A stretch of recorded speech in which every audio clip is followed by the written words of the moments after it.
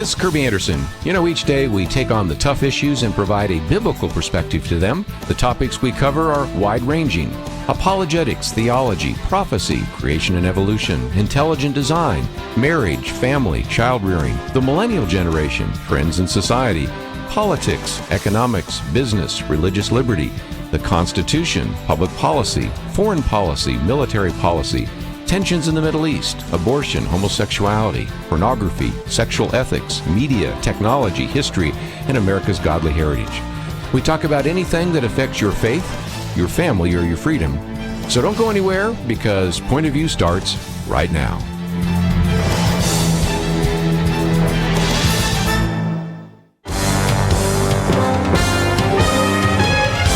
Across America, live. This is Point of View.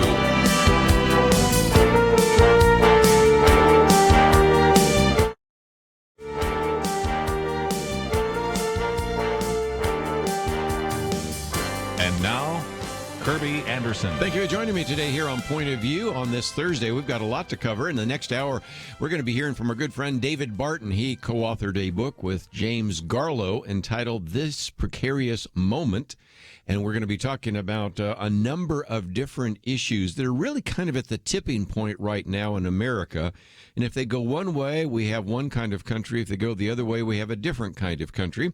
Some of that may be a little bit more negative, because we really want to delve into some of these issues that are already part of our cultural landscape. They've become part of our political landscape. They were part of the campaigns this last fall, and they will be part of the presidential campaign 2 years from now. So we're going to get into that with him. And I might just mention, for those of you in the Dallas area, you might also want to tune in for our third hour. We have Neil Tomba, Pastor Neil Tomba. He's the pastor at Northwest Bible Church.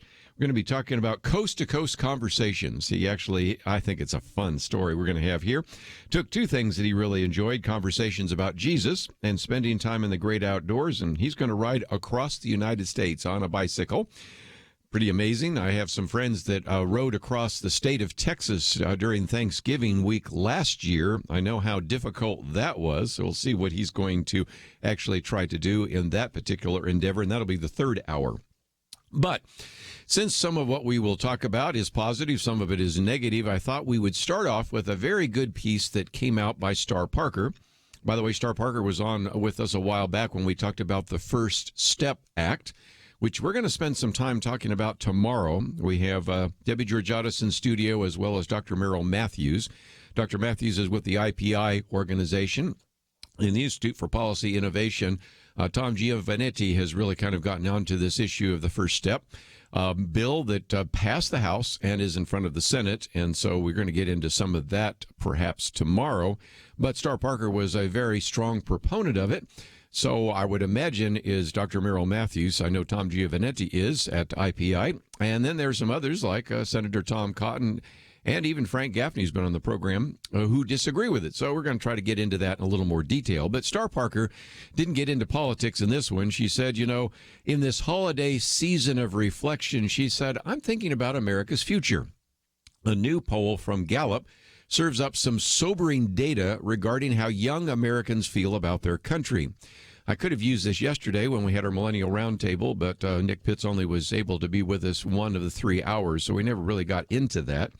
But the Gallup poll asks this question. It's asked it before, by the way, and one of the things I love about Gallup poll is you can do a kind of an apples-to-apples comparison, because they ask the same kind of questions over time. And the question was, do you think the United States has a unique character that makes it the greatest country in the world, or don't you think so? Well, 80% said yes, and that was in 2010. That's dropped to 78% this year. Not a huge drop, but here's the issue. Among 18 to 34-year-olds, that has dropped to 62%. Still a majority, still almost two-thirds, but I think it is interesting, as she points out, that nearly now almost 4 out of 10 Americans do not see their nation as exceptional or the greatest in the world. And, of course, there are all sorts of explanations we can have for it, but she goes into a little bit more detail, in which she points out that a 2017 Pew Research Global Attitudes and Trends survey only found that 37% of Americans said they believe when asked this question: when children today grow up, will they be better off financially than their parents? And only 37% said that, whereas in China, 82%, Chile, 69%, even in Israel, 50%. And, of course, that's something we've talked about on this program before. It's one of the reasons, in light of the funeral that we've had here for George Herbert Walker Bush, one of the reasons that Bill Clinton was able to defeat George Herbert Walker Bush, because he began to talk about the fact that this may be the first generation growing up that does not do better economically than the previous generation. And, of course, we found out that was not the case, but it was a great campaign slogan at the time, especially when the press was saying that we have a down economy, which wasn't half as bad as they reported it to be. But nevertheless, that brings us back to this sense that maybe the future isn't going to be as good for my children and grandchildren. And if you look at the fact, as we've talked about in this program before, that sometimes millennials find themselves living at home, rather than going out and establishing themselves financially. Some of them are strapped with major debt. You can understand why some of that is taking place. Well, Star Parker brings us another survey. According to data, she says, from the Brookings Institution, just 50% of those born in 1984 earn more than their parents, compared with 61% of those born in 1970 to 79 to those born in 1950. But she said, if America's youth are losing a sense that this is the land of dreams, the sentiment doesn't seem to be shared by millions of immigrants who arrive in this country every single year. She says, according to a new study by the National Foundation for American Policy, 55% of privately held startup companies in the United States, now worth more than $1 billion, were started by immigrants from 25 different countries.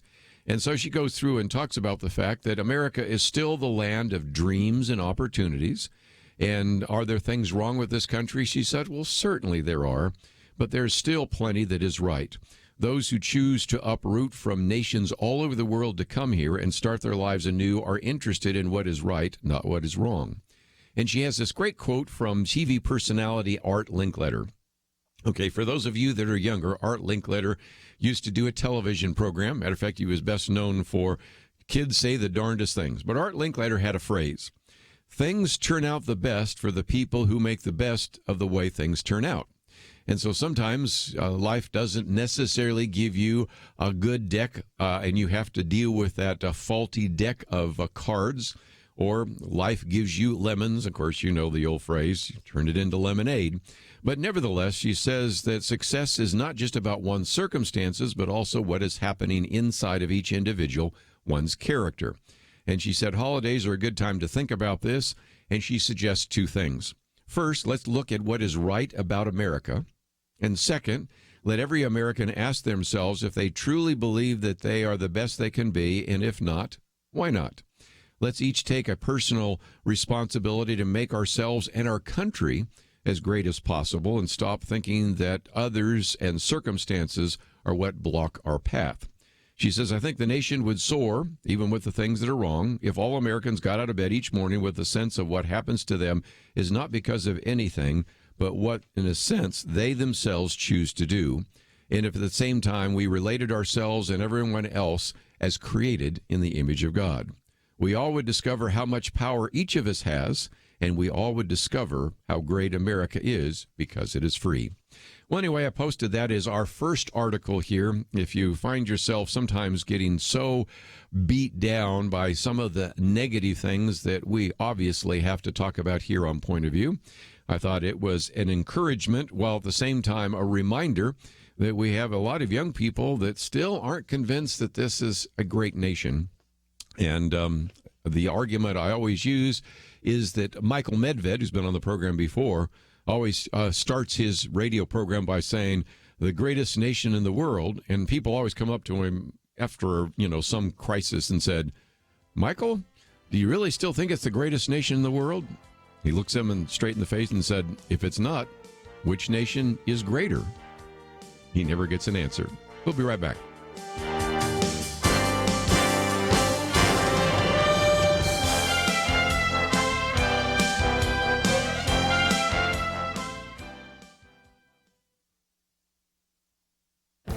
This is Viewpoints with Kerby Anderson.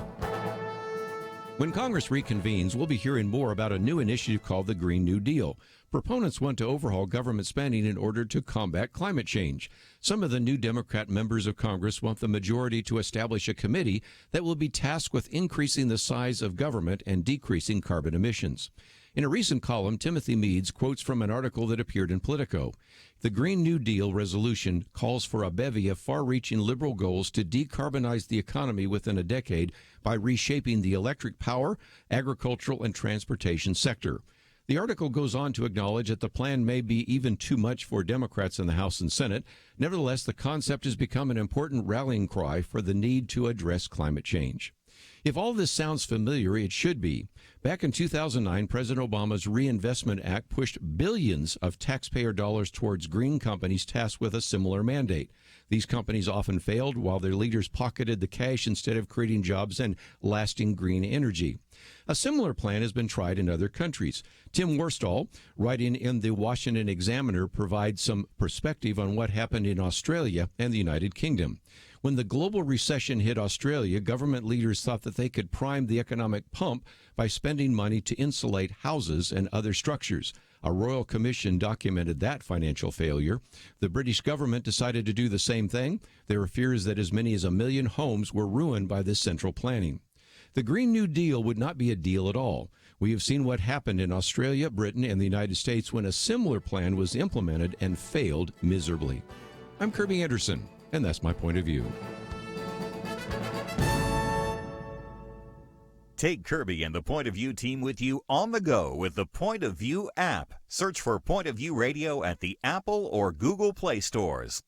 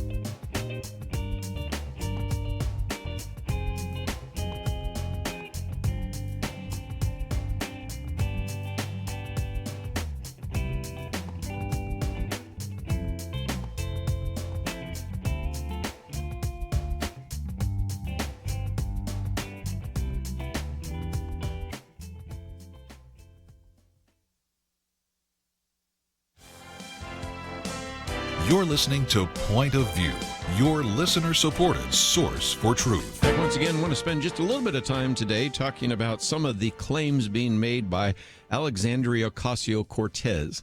Now, there have been some that say, wait a minute, why are you going after just one of 60 different incoming freshman congressmen, members of Congress, however you want to say it? And there's a couple of reasons for that. Number one, as I pointed out yesterday, but I don't think I did it this hour, so you may not have heard this. If you look at her Twitter account, she actually has more followers than the other 60 incoming Democrat members of Congress. So first of all, she's got and has developed a very loud megaphone to communicate information. And so in some respects, it's maybe not as large as Donald Trump's Twitter account, but in some respects, I think eventually you're going to get warring Twitter accounts. And I had somebody call in and say, well, I don't think Donald Trump's going to respond to her. And maybe he will, maybe he won't, but that's not the point. Lots of times people on Twitter are talking to their friends anyway. What I'm saying is that she eventually, if this trend continues, will have one of the largest, if you will, Twitter megaphones, larger than the Speaker of the House. So for that reason alone, it deserves some attention, even though she has not even taken the oath of office yet and become a member of Congress. But there's a bigger issue, and that's apart from her personality entirely, and that is there's just so much misinformation out there that I think we can sometimes do a favor to you as a listener to Point of View by pointing out some of those mistakes. Ronald Reagan is reputed to have said, it isn't that liberals are ignorant, it's just that they know so many things that aren't so. And one of the things that is really beginning to be a problem with social media is somebody will make some statement on a Twitter post, it will get reposted again and again. And as it gets retweeted and gets going around, there is no truth to that particular post. But because it has gone viral, everybody tends to believe it. Now, the other day, Alexia Ocasio-Cortez earned another one of these 4 Pinocchios. It is hard to get a 4 Pinocchio. I know Bill Clinton got a 4 Pinocchio. I know Hillary Clinton has gotten some 4 Pinocchios. I can't remember, but I'm sure somewhere along the line Donald Trump has gotten a 4 Pinocchio. But it's pretty tough because that's saying you're not even in the right order of magnitude. Your assessment is so far off that we can't tell people any worse that this is a really inaccurate fact.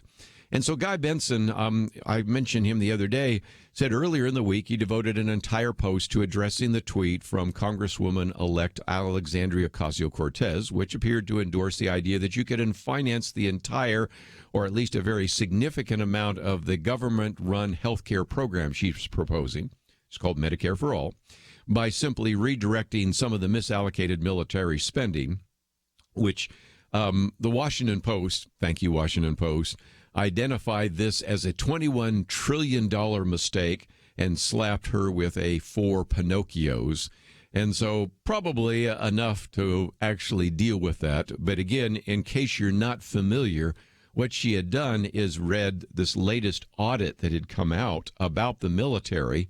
First audit, by the way, ever done of the Pentagon since there was an audit required of all the cabinet offices back when, don't you love this, George Herbert Walker Bush was president, which I think is kind of interesting. Again, if I can give a little credit to Donald Trump, we've talked about how many presidents promised to move the embassy from Tel Aviv to Jerusalem. Bill Clinton, George W. Bush, Barack Obama, Donald Trump. Donald Trump's the only one that did it. Well, you can go back even one step further. There has been a requirement to audit every cabinet, and we've never audited the Pentagon. And again, that was required under George Herbert Walker Bush, under Bill Clinton, under George W. Bush, under Barack Obama, now under Donald Trump's first time it's ever happened. By the way, it failed.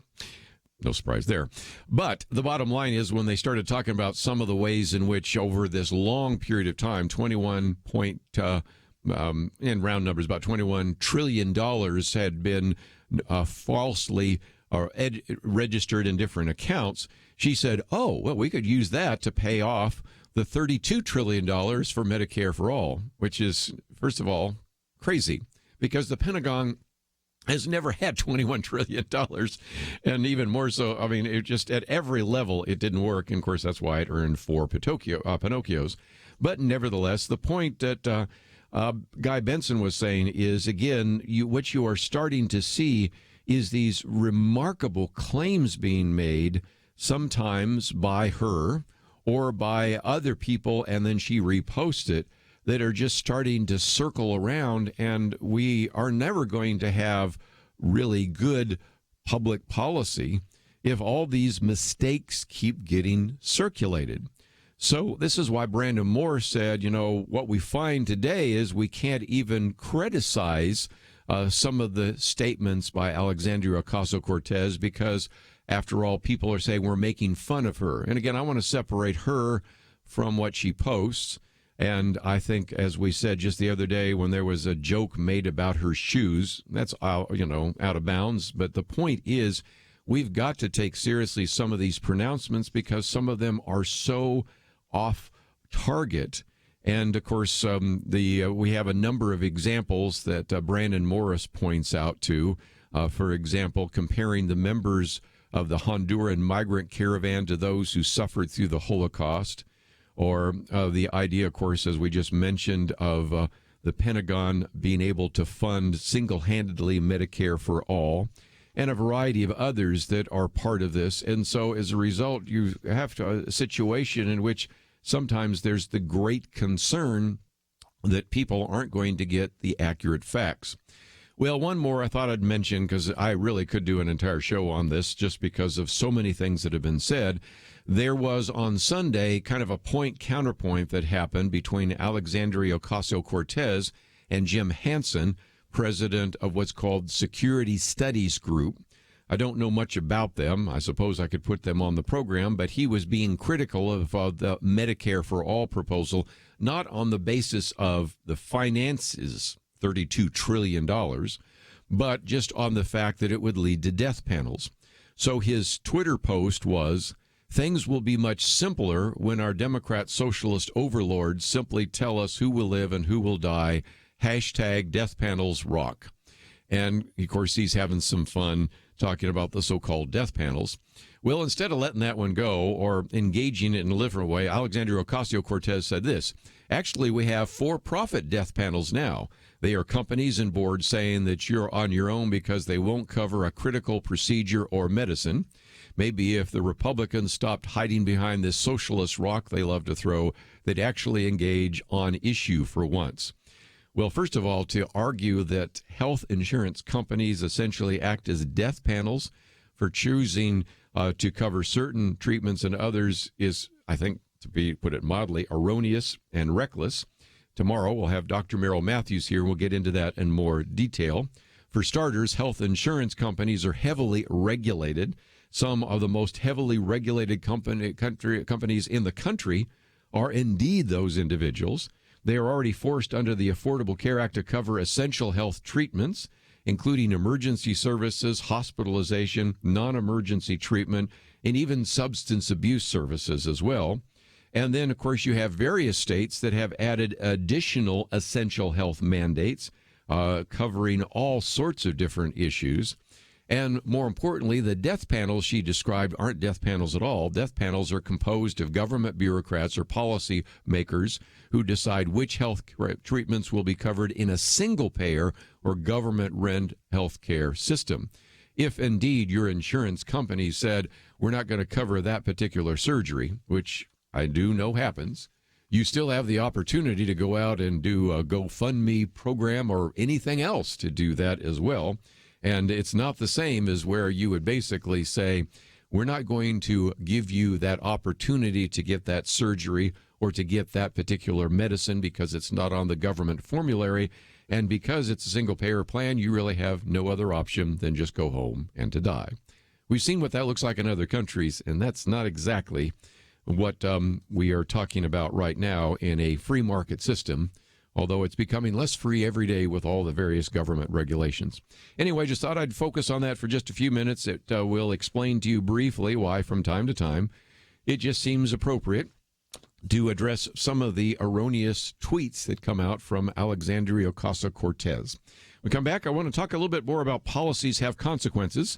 Since I was a little bit critical, obviously, of a Democrat, let's be critical of the president and a couple of Republicans. And I guess I have to mention one Democrat when we go to Seattle, because Ben Shapiro's talked about something we know really is important, and that is policies do indeed have consequences. We'll talk about that right after this.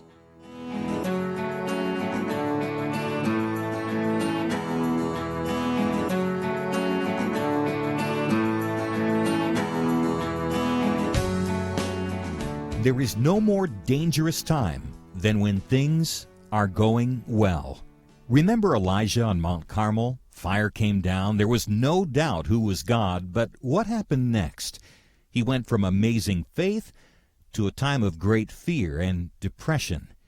Many Christians have been very thankful a certain Democratic candidate for president was not the one to nominate two replacements for the Supreme Court. But as with Elijah, times of great victory are also times of great danger. Moments like this are not the time to take it easy. This is not the time to let our guard down. This is a time to double down on our work in the community, to serve and pray and plan and invest in a better future. This is the time to join Point of View's Truth Team 360 to make sure today's promising gains are not lost tomorrow. Show your commitment to our future by visiting pointofview.net/team or call 800-347-5151.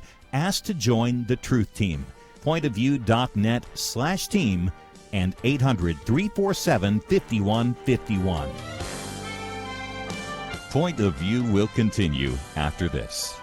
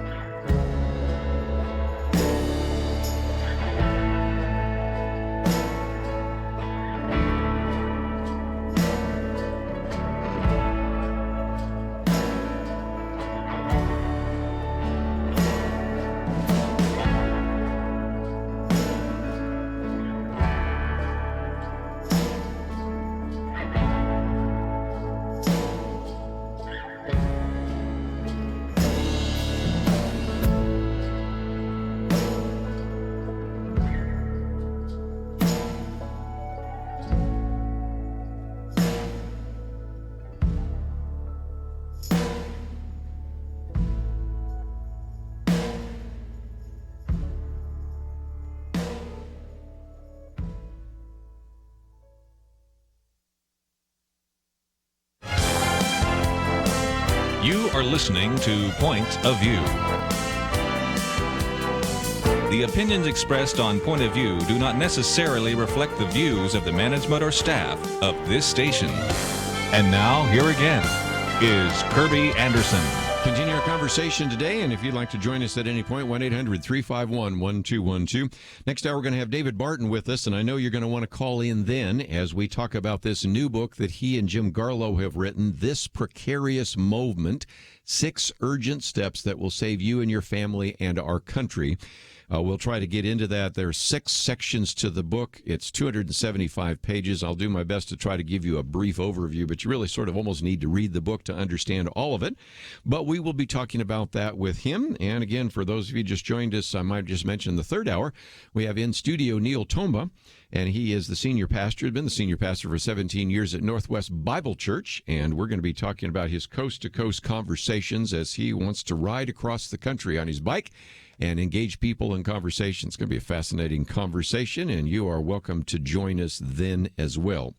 One of the other articles I've posted is entitled Policies Have Consequences. I mentioned it briefly yesterday, but again, I know people tune in and tune out, and I thought I'd come back because it relates only so well to the fact that we have a number of things happening simultaneously that are due to various policies, and these have impact. And these, again, I think illustrate why just a minute ago I wanted to talk about some of the false information being spread in some of these Twitter accounts by, in this case, an incoming member of Congress, but in some cases by others, because policies do have consequences. And he uses 3 examples. He looks at France, he looks at the stock market, looks at what's happening in Seattle. And I'm going to not only read what he says, but also then give you some perspective. The first, of course, we have talked about quite a bit. I spent some significant time just yesterday talking about what is happening in France, where, as Ben Shapiro says, the so-called Yellow Vest, a group of anti-tax protesters dressed in safety vests, tore up Paris. Rioters defaced the Arc de Triomphe, burned cars, attacked police with stones, and they were basically protesting the fuel taxes that were put in place by the French president, Emmanuel Macron, who actually has wanted to have those taxes try to curb climate change. And so as a result, what we have is that already fuel taxes in France already are estimated to be about 64% on unleaded fuel, 59% on diesel fuel. And so to put that in some kind of perspective, the people in France right now will be or are paying, depends on how far that has actually been implemented, $7 per gallon. It's always hard to make a comparison because they use francs, and we use dollars, and they use liters, and we use gallons. But as best I can tell, about $7 a gallon. You can imagine the impact that that would have. And it isn't just on fuel taxes. That's what started all this, but they also wanted to increase all sorts of taxes on electricity and everything else. And so as a result, this is when you have the prime minister in France, Edouard Philippe, who actually said no tax is worth putting in danger the unity of the nation, because after all, you had 70% of French voters support the Yellow Vests, and the approval rating of President Macron is down to about 23%. So first of all, this policy had some very significant pushback and repercussions. Let's move to the stock market. And that one, I think, is illustrative as well, because as Ben Shapiro said, when you go to the stock market, you realize that you've had kind of these hot and cold pronouncements from President Donald Trump on trade. On Monday, thanks to kind of some optimistic pronouncements about the trade war with China, which we talked about here on Monday, the Dow Jones rose more than 250 points.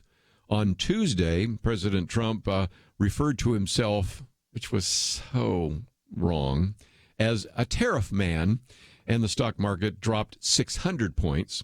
If you're keeping track right now, matter of fact, you go to the Drudge Report, the stock market has dropped 1,400 points in 2 days. Now, I don't want to lay all of that at the blame of our president, but I do believe that some of it is due. Let me digress for just a minute from the Ben Shapiro article to one that appeared in the Wall Street Journal.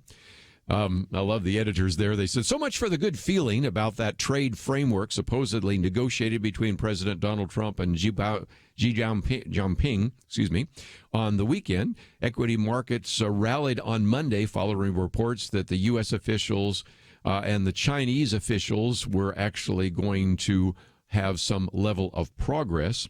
But then the stock gave it all back and then some on Tuesday as the fine print seemed non-existent and bond yield started to fall back to levels that offer signal slower economic growth. And then they said, an overreaction? Well, perhaps. But then the details of the Saturday agreement turned out to be sparse, to be generous. Trump officials continue to express optimism about the commitments that the Chinese made and what they call a new seriousness. That is consistent with the message we heard, but Chinese officials have been notably quiet and unspecific since the weekend about the commitments they made in Argentina. Then on Tuesday, I love how they put this, Donald Trump belly flopped into the debate, as he is wont to do. In a Twitter barrage, the president expressed optimism about the chances of making a deal and then said, remember, I'm the tariff man. Yeah, how's that working out for you? Not so well. So again, we look at France, we look at the stock market. Let me take one more. And this was one that I've spent some time talking about in the past, and that's what's been happening in Seattle. The Seattle City Council is convinced that they can do whatever they want and the economy will not follow suit. It is striking to me that indeed that is the case. But nevertheless, the most recent analysis that comes from the University of Washington, and by the way, I know enough about the University of Washington economists in Seattle to know that they're probably not exactly conservative in their orientation. But nevertheless, the economists said that the city's forced $15 an hour minimum wage has resulted in serious consequences for low-wage workers. The study found that the costs to low-wage workers outpace benefits by a ratio of 3-to-1, according to the Washington Post, amounting basically to an average of $125 per month lost to the average low-wage worker. The argument was made at the time by raising the wages will increase the standard of living. Well, for those that didn't get fired, yeah, it helped them out. But for all the others that were losing their job because you required a $15 an hour minimum wage for jobs that probably weren't worth $15 an hour, they were just sent out on the street. So when you add up all the pink slips and then you add up all of the paychecks, it didn't turn out very well for people at least on the lower end of the wage scale in Seattle. And if you would like more documentation for that, all you have to do is go to our website, pointofview.net, go to the viewpoint section, type in Seattle or Seattle wages, and I've actually go into that in a whole lot more detail. But let me finish with Ben Shapiro, and then when we come back, I want to talk about my commentary on the Green New Deal and the whole issue of global warming, because a lot of people are starting to say, wait a minute, we are being told right now that we are supposed to follow the Paris Climate Accords, and by not being a signatory of the Paris Climate Accords, we're in violation, and we are not doing what we should be doing to reduce carbon dioxide emissions. Turns out there's only one country that has exceeded those demands. That would be the United States, that did not sign the Paris Climate Accord. We'll get into that in just a minute, but let me finish off. Ben Shapiro says that so long as they're politicians, there will be policies that achieve the opposite of their intended consequences. Politicians, after all, don't have to show results. All they have to demonstrate is a willingness to help. Thus, he says that the G20 last year announced that carbon taxes would offer significant opportunities for modernizing our economies, but that didn't turn out so well. President Trump has declared that tariffs are an economic winner. That hasn't turned out so well. And Representative-elect Alexandria Ocasio-Cortez, there she shows up again, proclaims that we mustn't whine about minimum wage. If we don't implement a minimum wage, we'll all be paying human labor less than is required to live. Yes, tell that to the people that lost their jobs in Seattle. The point that Ben Shapiro is making is in his last paragraph. Policies have real-world consequences, regardless of how we wish they don't. It's failure to cope with that basic fact that leads to so much of the finger-pointing we see in politics, with each side accusing the other of bad intention, as though pointing out a policy's failure is equivalent to rooting for its failure. It isn't. But rooting for reality is far more sustainable as an economic strategy than fighting against it. We could wish that water would flow upstream. We could wish that changing the minimum wage would actually raise everybody's standard of living. We can assume that tariffs actually will be a winning strategy. Just hasn't turned out that way. But since he did mention this whole idea of climate change, and in particular, my commentary today is on the Green New Deal. I'll give you a few more facts and figures here just on this issue of climate change, because the stridency has picked up dramatically over the last couple of days. That's why it's important to talk about it here on Point of View. We'll do that right after this.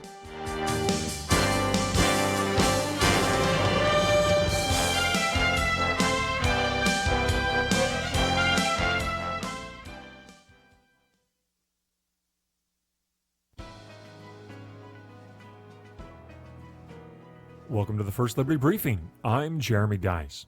The Washington Area Metropolitan Transit Authority, Metro for short, ferries commuters by rail and bus throughout the nation's capital. In addition to commuters, they also carry advertisements. And at Christmas time, those advertisements look very Christmassy. There are Christmas gifts pictured, lots of red and green, and not too few holiday puns designed to persuade you to buy stuff.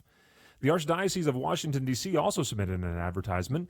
It pictured a few shepherds and sheep under a starry sky with the message, "Find the perfect gift," scrolled artfully across the sky. At the website displayed in the ad, one finds out that the perfect gift is Jesus, quote, "the perfect gift of God's love this Christmas." But Metro rejected the ad. Macy's and other stores plying the Christmas theme were all right, but according to Metro, there are two halves at Christmas, the secular and the religious. Secular ads are okay, but all religious ads are forbidden. Yet Metro will take Santa, but not Jesus, 3 French hens, but not the 3 wise men. Even the president's own remarks at the recent national tree lighting could not appear on the side of a Metro bus. But that's not the law. First Liberty is submitting arguments to courts in Washington, D.C., explaining that what Metro is actually doing is called viewpoint discrimination and is a type of hostility towards religion that the First Amendment forbids. To learn how First Liberty is protecting religious liberty for all Americans, visit firstliberty.org. Hi, I'm Kelly Shackelford, President and Chief Counsel of First Liberty Institute. I hope you enjoyed this episode of First Liberty Briefing. You can learn more amazing stories about how everyday Americans are standing up and saving religious freedom. Just visit firstliberty.org. You'll be inspired, educated, and informed. Visit firstliberty.org right now.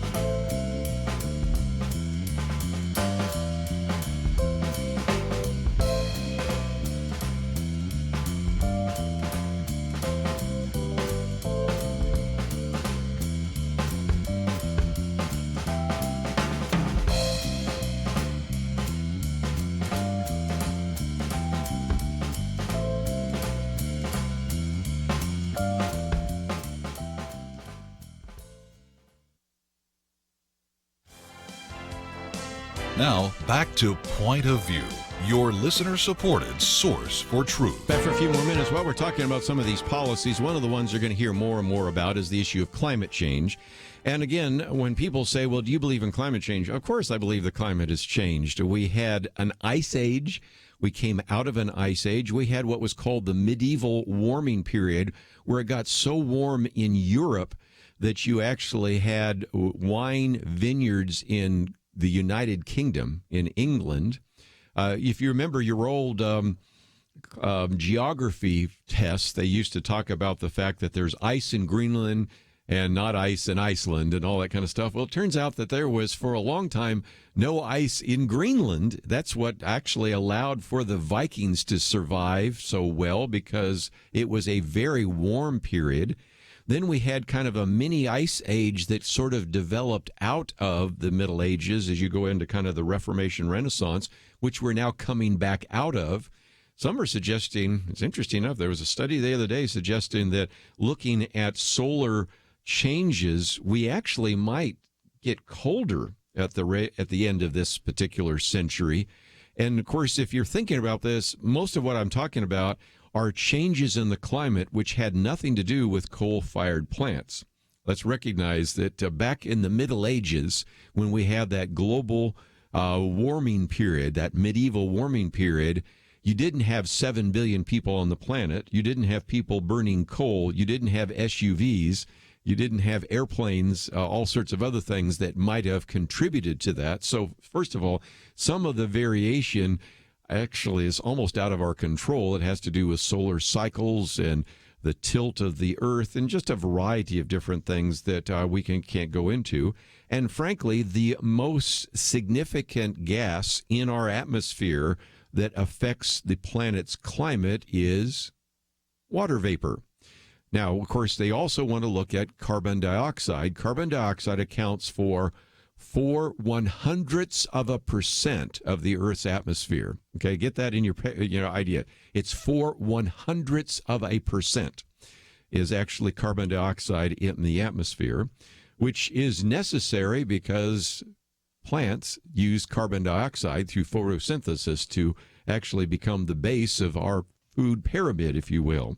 So anyway, that's part of sort of the background. And as I mentioned just a minute ago, there are those that are saying Donald Trump has done us so much harm because he did not actually sign on to the latest, if you will, addition to the Paris Climate Accord. That happened just recently. The earliest one goes back many years before that. I won't go into all the details there. And so the argument is that then we are given freedom to actually pollute the environment even more so. But here's a little fact that never gets mentioned when you start hearing all of this hyperbole. The country that is leading the world in reducing carbon dioxide emissions is the United States. Now, there's a good reason for that. Twofold. Number one, the more advanced your technology, the more you can figure out ways to efficiently burn any kind of fuel, whatever it might be, and thus reduce the possible pollution or even reduce the amount of carbon dioxide. So first of all, the more advanced a country is, oftentimes the better it can handle its pollution. If China eventually would get to the point where they had our level of technology, you wouldn't have the kind of smog that you have in Beijing right now. So that's point number one. Point number two is the United States is blessed. The United States is essentially the Saudi Arabia of natural gas. And natural gas doesn't produce, when it's burned, as much carbon dioxide as coal or oil or other kinds of fossil fuels. So the bottom line is we are already the leaders in reducing emissions, even though we are not currently signatories of the Paris Accords. Well, let me at least mention after that my commentary today is something you're going to hear more and more about, and that is what's called the Green New Deal. You're going to be hearing about this from a lot of the progressives who are saying we need a New Deal. You might remember the New Deal was something that was put forward by Franklin Delano Roosevelt. This is called the Green New Deal. Now, I quote from an article that appeared in Politico, which referred to the Green New Deal as a resolution that was calling for very liberal goals to try to decarbonize the economy within a decade by reshaping electric power, agriculture, and transportation. But the article goes on to mention that there are a good number of Democrats in the House and Senate, including some that are incoming and others that have been there for many years, who are saying this is really too much for them. So it will be interesting to see whether or not this goes anywhere, but it's quite possible that, again, the Speaker of the House, Nancy Pelosi, and some of the rabble-rousers like Alexandria Ocasio-Cortez and maybe even Bernie Sanders in the Senate and others will want to get some kind of up or down vote on the Green New Deal. So we'll see where that goes. But we've sort of been down this road before. As I point out in my commentary, back in 2009, you might remember President Barack Obama's Reinvestment Act, which actually pushed billions of taxpayer dollars towards green companies. And how'd that work out? Well, not very well. And then in the commentary, I also spend a little bit of time talking about the fact that when you look at similar plans that have been implemented both in Australia and the United Kingdom, they have not been successful at all. And so this is one of the reasons why next week I have a commentary coming out, but I'll give you a preview for it right now, that as you look at some of the things that are being quoted, even in the today, as I was looking at various articles, there are people that are quoting one or two of these studies, sometimes both, sometimes one or the other. And in my commentary, I point out that both of these studies have major problems with them. The first one came out more than a month ago. It was in the British science journal Nature, which is the most prestigious science journal in the United Kingdom. And it was published by two researchers who concluded that the ocean was warming much faster than had ever been predicted, 60% higher than the estimates from the United Nations IPCC. Well, it got lots of exposure in the media. When I first heard that, I said, that's not good for coral. It's not good for fish. Whoa, what's going on there? Well, I didn't have to wait very long because another researcher looked at the methodology and said, you've got some errors here. You made some basic mistakes in your methodology. And the original researchers admitted, yes, okay, we made a mistake. I will guarantee that you probably heard a lot about this study that said that the oceans are warming, and you probably have not seen one article, which is a follow-up report saying that they overestimated the ocean warming. The other one, which we're hearing lots about, came from the federal government. Now, these are pretty much holdovers from the Obama administration, but nevertheless, the National Climate Assessment Report calculated that the world will actually be 15 degrees Fahrenheit warmer by the end of the century, 2100. But again, it takes the most worst-case scenario you can come up with. It assumes there's going to be a massive increase in coal consumption at a time when, look what I just mentioned, there's a dramatic increase in natural gas production. And if you take a more realistic view of conventional fuel use, the doomsday scenario that they're talking about completely vanishes. And you might say, well, where did all this come from? Well, the sole editor of the report is an individual that used to work at the Center for American Progress. That's a group funded by climate activist and philanthropist Tom Steyer. So the point I'm making is it's hard to kind of figure out all the claims and counterclaims on global warming. But if nothing else, one of the things I want to try to do here is when we find either errors in a report them because the mainstream media does not. And if indeed there are some successes, like the fact that we're leading the world right now in reducing carbon emissions, that's something you should pay attention to as well. And I don't think you'd know it if you weren't listening to Point of View. So if nothing else, I hope you'll continue listening. And when we come back, we have an opportunity to spend some time with our good friend David Barton. He and James Garlow have written an outstanding book that talks about some of these trigger points that we need to address, and we will do so right here on Point of View.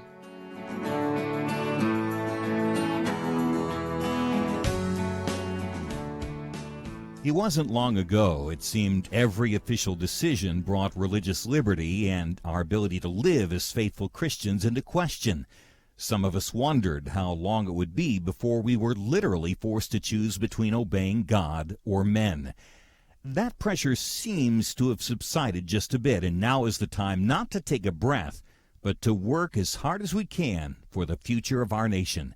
Thanks to you, Point of View is doing just that. And our special thanks to those who have become members of Truth Team 360.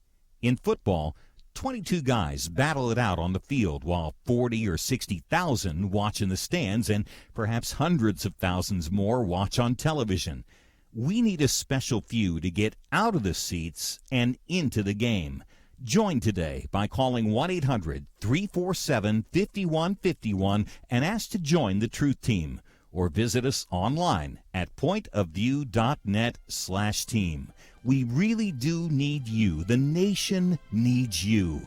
800-347-5151 and pointofview.net/team.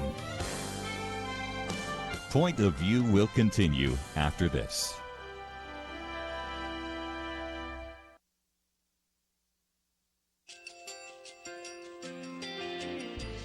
I just want to thank you so much for all the wonderful programming you have. You're just absolutely fantastic. I recently started listening to Point of View, and I really found it interesting because of the different subjects you cover. Thank you for that. I really appreciate everything that you do in keeping us informed. Thank you, Kerby, for everything that you have been doing. I appreciate all the work that you're doing, advocating for the Word of God. Thank you so much. Point of View, I think, is absolutely necessary because it's a Christian perspective, a biblical worldview perspective, and receive very current, up-to-date information about what is really going on, week to week in our culture, which is changing so rapidly, and yet it's morally sliding backwards. Yeah, I'm just, first of all, I thank you guys. Y'all's program is wonderful, and enjoy it every day. I learn so much every time I listen to it. Point of View Radio Talk Show.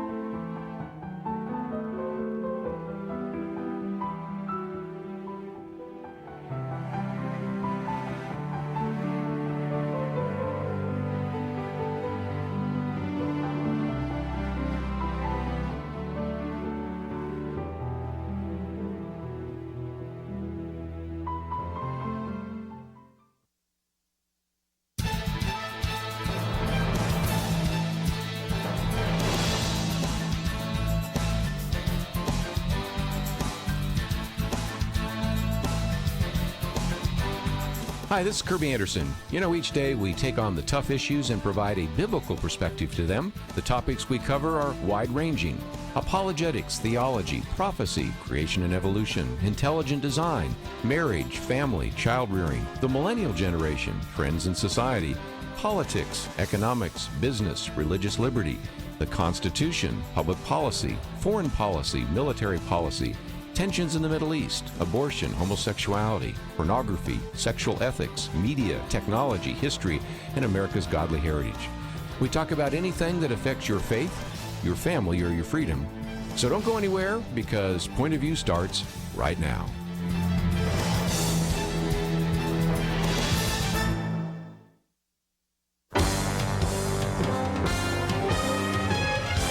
Across America, live. This is Point of View.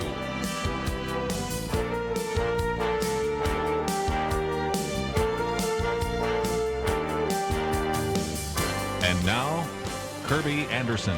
You know, when we on Point of View talk about some of the important issues, we really sometimes focus on those which are really key foundational issues, sometimes trigger points that are ones that we need to pay attention to. And that's why I'm so excited about this new book called This Precarious Moment, 6 Urgent Steps That Will Save You, Your Family, and Our Country. It is written by Jim Garlow and David Barton. And David Barton, a good friend, is joining us now. He's, of course, the president and founder of Wall Builders. Matter of fact, in the articles that are coming associated with this, as well as in the book by Jim Garlow, he reminds us that David Barton has really put together the largest privately owned collection of early American writings and artifacts, more than 120,000 originals or copies of those before 1812. Of course, is an individual that has really been studying this area of history for many years. And between the two of them really identify 6 areas in this particular book that we're going to be talking about today, 4 that really are issues, and then 2 about how to respond. So, David Barton, always great to have you on the program with us. Kerby, always great to be with you, brother. Thanks for having me. Really appreciate it. Well, and again, we want to give this wide exposure. I've been telling a lot of people about the book even before you came on the air. We have a link so that people can get it in hardback or Kindle. Of course, they can go to wallbuilders.com. We have that link there as well. But talk about these issues, because the sections are racial healing, immigration, Israel, millennials, and then, of course, you have some kind of application sections, a biblically founded nation, and let the church be the church. But how did you and Jim Garlow kind of come down to some of those key issues that you address in the book? You know, we watch things in the nation go and develop for a number of years. I've kept up with thousands, literally, of polls, been part of a number, work with a lot of political people and cultural people as well. And, polls are never good for anything except a snapshot, unless you put together a whole string of them across the years. And so when you do that, then you start getting trends. George Barton and I, for example, a couple of years ago did a book called U-Turn, in which we looked at polling for about 70 years on the issue, on the topics of family, church, etc. And over 70 years, when you look at polling, you can see some things are happening, some things are developing. And part of the difficulty with living in the United States is we have so much new stuff every day that we kind of forget what it was like a year ago, 5 years ago, 10 years ago. And then on top of that, we live in a very surreal world. I mean, what we experience on a daily basis is not what the rest of the world gets. Just a quick example is the average length of a constitution in the history of the world is 17 years. Well, we've gone 231. We just think stability is normal and natural, and we just assume it's always going to be there because we've never had it when it wasn't. And so based on that, we're really at the brink point on a number of issues that we're facing issues now that other nations have faced, we faced in our own history, but no nation has ever made the wrong decision on those issues and survived. And so that's why we called it a precarious moment. I mean, we just kind of think we're bulletproof, indestructible, and, we've proven to be that.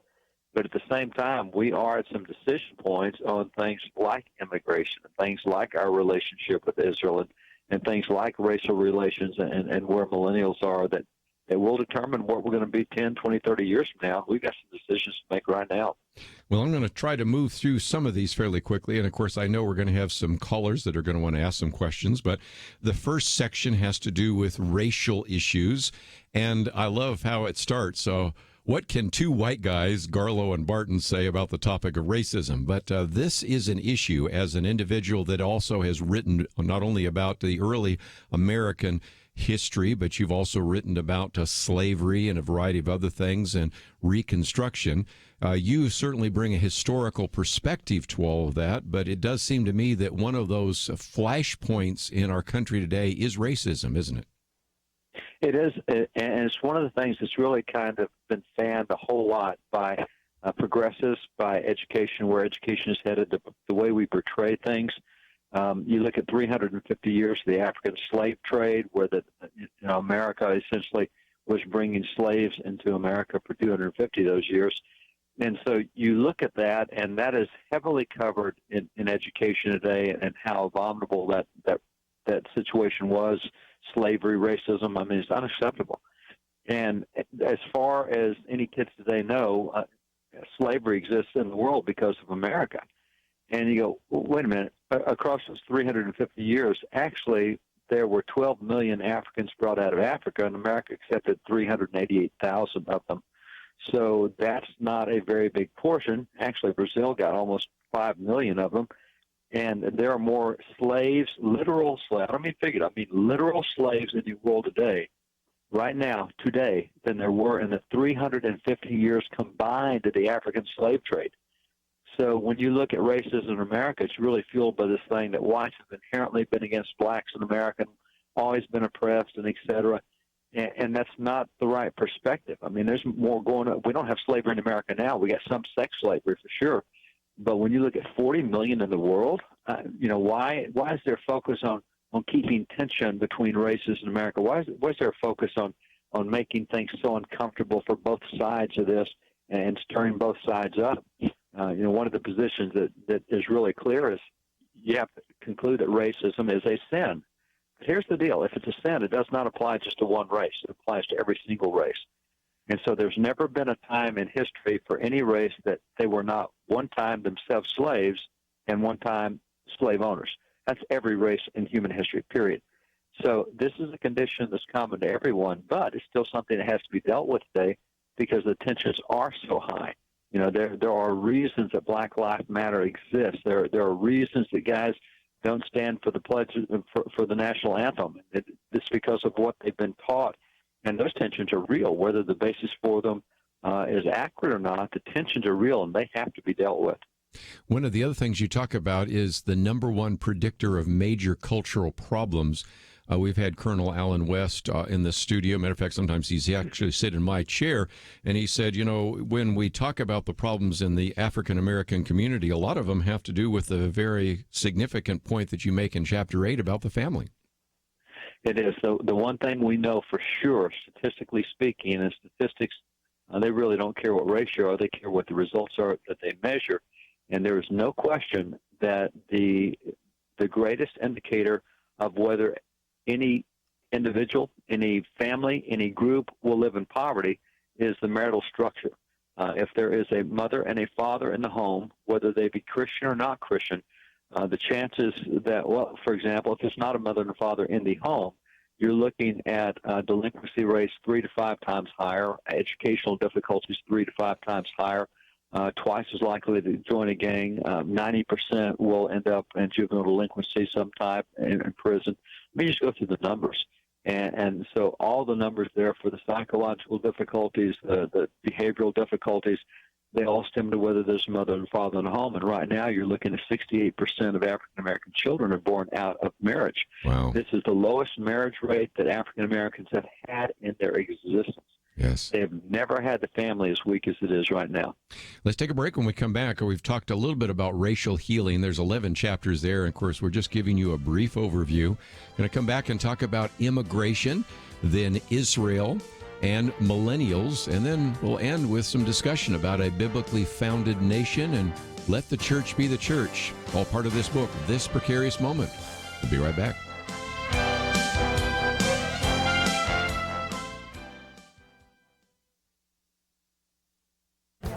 This is Viewpoints with Kerby Anderson. When Congress reconvenes, we'll be hearing more about a new initiative called the Green New Deal. Proponents want to overhaul government spending in order to combat climate change. Some of the new Democrat members of Congress want the majority to establish a committee that will be tasked with increasing the size of government and decreasing carbon emissions. In a recent column, Timothy Meads quotes from an article that appeared in Politico. The Green New Deal resolution calls for a bevy of far-reaching liberal goals to decarbonize the economy within a decade by reshaping the electric power, agricultural, and transportation sector. The article goes on to acknowledge that the plan may be even too much for Democrats in the House and Senate. Nevertheless, the concept has become an important rallying cry for the need to address climate change. If all this sounds familiar, it should be. Back in 2009, President Obama's Reinvestment Act pushed billions of taxpayer dollars towards green companies tasked with a similar mandate. These companies often failed while their leaders pocketed the cash instead of creating jobs and lasting green energy. A similar plan has been tried in other countries. Tim Worstall, writing in the Washington Examiner, provides some perspective on what happened in Australia and the United Kingdom. When the global recession hit Australia, government leaders thought that they could prime the economic pump by spending money to insulate houses and other structures. A royal commission documented that financial failure. The British government decided to do the same thing. There were fears that as many as 1 million homes were ruined by this central planning. The Green New Deal would not be a deal at all. We have seen what happened in Australia, Britain, and the United States when a similar plan was implemented and failed miserably. I'm Kerby Anderson, and that's my point of view.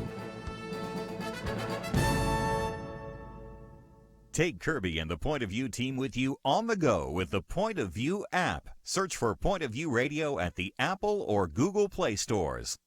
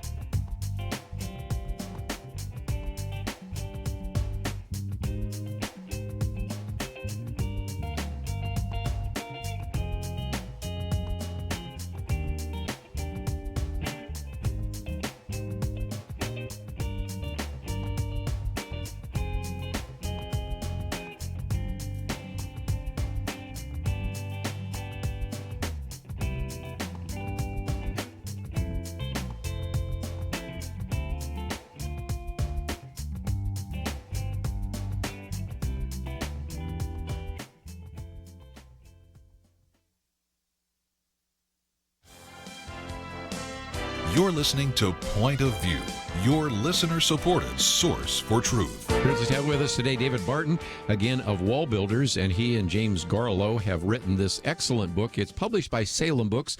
I would imagine you'd be able to find it in your local bookstore. That's an imprint of Regnery. It's called This Precarious Moment, and it talks about 7 urgent steps that will save you, your family, and our country.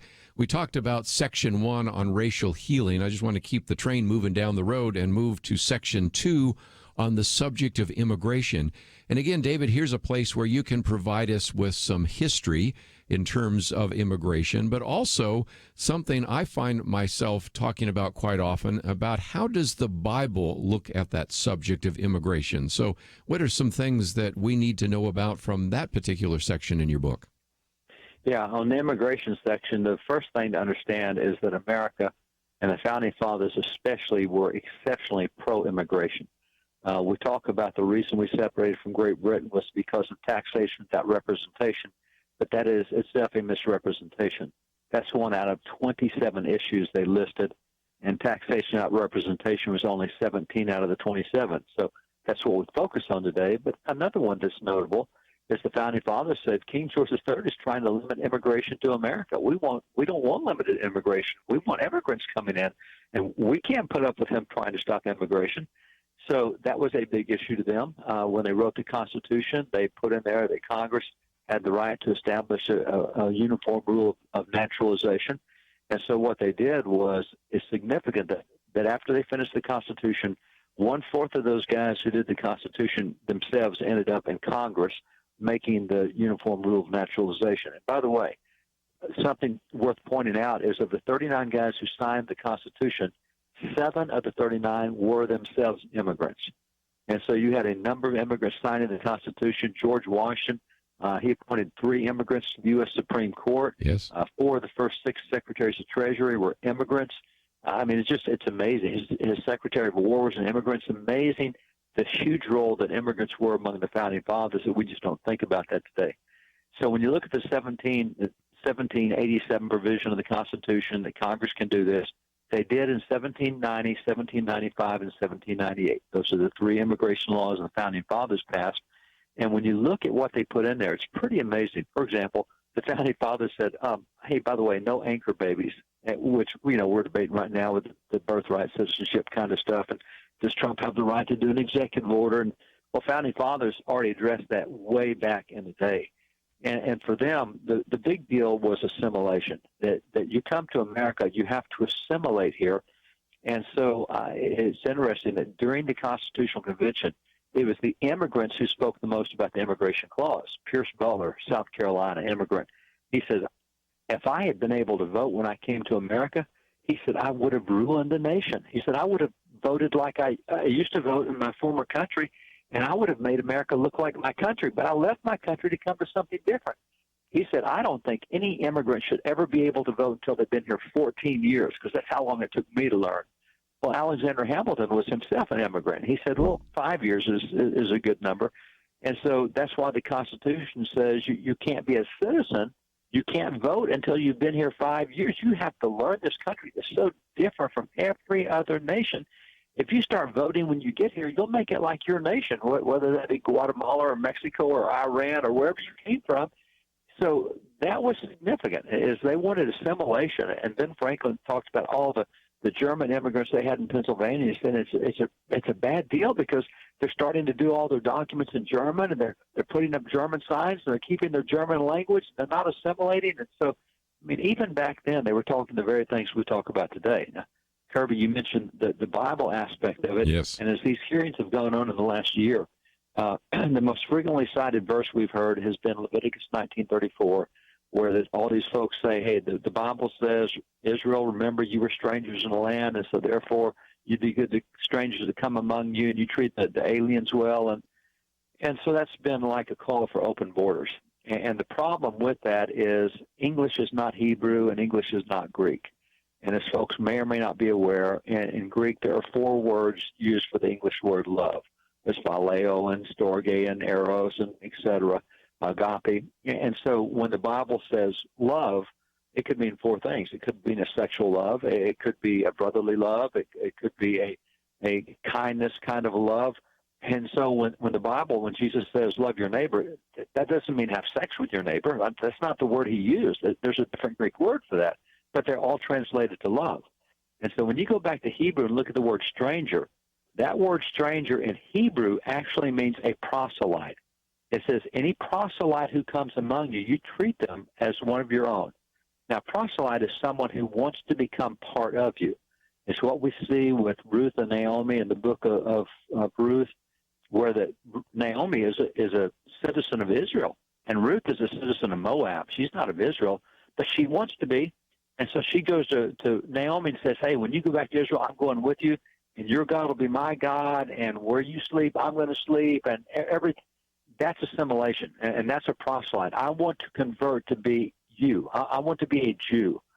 And so that's what that word stranger means. And so the Bible says if someone comes to your land and wants to completely assimilate in and become one of you, then you treat them like they're a citizen. Well, that's what our immigration laws were designed to do. And so the concept that now we're using the word stranger to mean anybody that crosses our borders, that's not biblical, and it's certainly not part of history, and it doesn't work in any nation that's tried open borders. Well, it's excellent material in there. Of course, we have a little booklet that we've done on immigration, a biblical point of view, where I make some of those cases. But again, if you want to understand a little bit more about how the founders really viewed immigration, some of the early immigration laws, of course, what the Bible has to say, and a number of other things, it's all part of that section, which again has a number of chapters. But again, let's, if we can, move on to one other topic that you address, and that is the nation of Israel.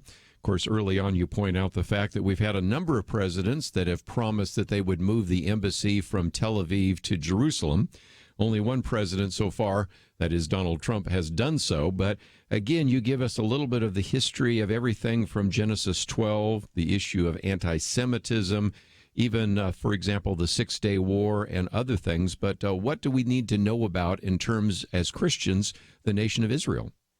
Well, a lot of Christians understand Genesis 12:3, the blessing, the covenant God made, that if we bless his people, he'll bless that nation. If we oppose his people, he'll oppose that nation. And that's in the story of history. And so we point out a number of nations who took on a position of opposition to Israel who just don't exist anymore. They had been great empires, and now they're no more. So God believes in that covenant. He says in Psalms 106, I keep my covenant for 1,000 generations. Well, we're about 150 generations in, so that covenant's still standing, still going strong. We're doing pretty good as a nation toward Israel. Under President Trump, things have changed significantly. Israelis testify this is the best relationship they've had with America since back at Harry Truman, who started the thing. So it's really good. But the problem we have now is down at the grassroots level. We have a lot of anti-Semitism. The FBI report came out recently. Hate crimes against Jews have doubled in the last year. They have shot up like 271%. We had last year 1,600 anti-Israel events on college campuses across the country. We had the guy going in the synagogue, all Jews must die, and shooting people. So the anti-Semitism in America is going up rapidly. Part of that's because we don't teach that. 66% of millennials have never heard of Auschwitz, and 22% have no idea what the Holocaust is. So we really do not even cover that part of history. We're seeing what Airbnb recently did with their chain of bed and breakfast, whether they've taken the BDS position, anti-Israel, the boycott, divestiture sanction. American universities are headed that way. And so there's a lot of anti-Semitism that still exists in the grassroots level and at the local level nationally. President Trump has just done an exceptional job of having us be in a position that God can bless us as part of that covenant. But it's at the individual level. And that's the other thing we did, Kerby, in every one of these sections. We said, look, we keep seeing national news, and as a result, we keep thinking the president's got to fix it, or Congress is going to have to fix it, or whatever. No, that's not true. We individually at the local level have to fix it, and that's where our nation gets healthy, is the bottom up. That's right. And so that's what we point out with Israel stuff as well. Well, again, there's just a work for us to do. It mentioned that each section ends with a prayer and some other things. So we've talked about, of course, Israel. We've talked about immigration, talked about racial healing. We come back, I want to talk about millennials. Matter of fact, we always on Wednesday have a millennial roundtable because we recognize there's some really important issues there. And then some application sections on a biblically founded nation, as well as Let the Church Be the Church. Of course, we have some links to this particular book, This Precarious Moment, as well as links to Wall Builders, and I would highly encourage you to sign up and get their newsletter, get some of their material and their resources. And this book, if you can't find it in your local bookstore, which I suspect it will probably be fairly easy to find, we have a link so that you can get it yourself. We'll continue our conversation with David Barton. A little bit later, we'll open up the phones for your comments or questions. All that coming up right after this.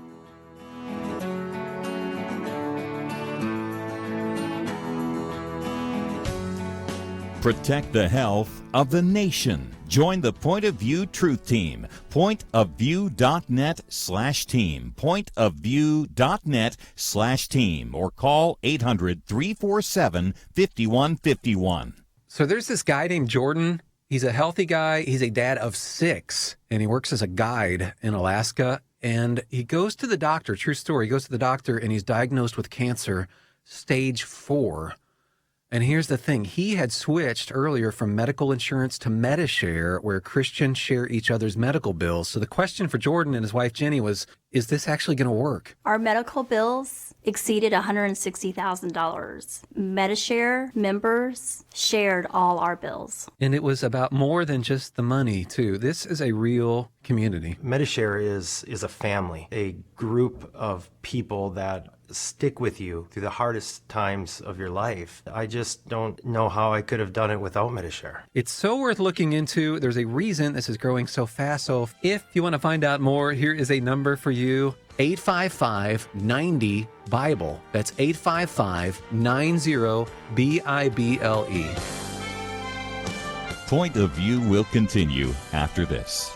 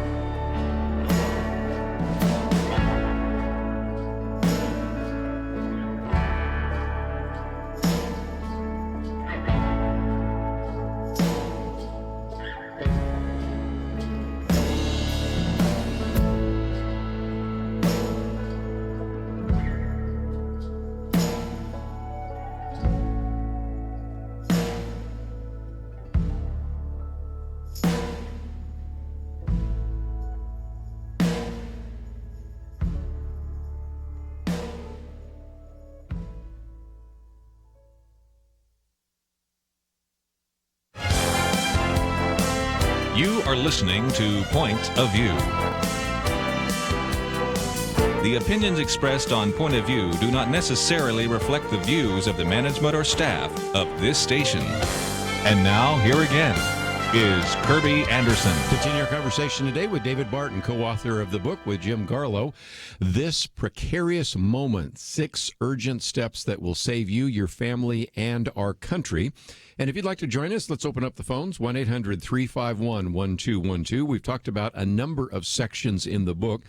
Each one of them have about 11 or 12 chapters, so there's quite a bit of material that we have just skimmed over quickly, but racial healing, immigration, Israel. And I thought, David, we might focus on millennials. That's section 4, and recognize that sometimes they're off maligned, but that's one of the reasons that every Wednesday we try to do a millennial roundtable, because we recognize they're the next generation of leaders. But at the same time, in terms of their commitment and understanding of biblical ideas, that is still needing some kind of education and evaluation. So help us understand what we need to know about the millennial generation as we look to the future of America. Well, as you look at the millennial generation and Gen Zers as well, in terms of polling, there's some very serious concerns for the future of the nation. I mean, right now, 75% of students in college support socialism and communism or communism over free market. They think what we got is got to go. We got to have socialism.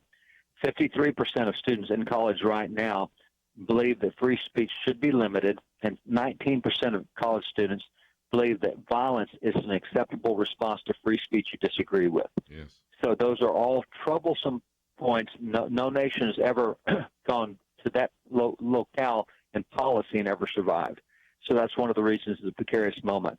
You look on the marriage and family side, 75% of millennials say that living together before you get married is a morally acceptable thing to do. That's morally right to do that. That flies in the face of what we would call traditional morality, particularly biblical knowledge. As a matter of fact, only 4% of millennials have a biblical worldview. Of all generations in America, they know the least about the Bible and its teachings. You go back to boomers and busters, they're at 16%, but overall Christians are at 10%. But millennials are at 4%. So there's a lot of things there, but and they're, as you said, they're an off-maligned group. I mean, just go to YouTube and look at some of the funny pieces that are out making fun of millennials, and some of it rightly so. But here's the big question: where'd they get that? They didn't teach themselves all these beliefs. They got these beliefs from us, from people that are our age that are teaching school and doing media and education, etc.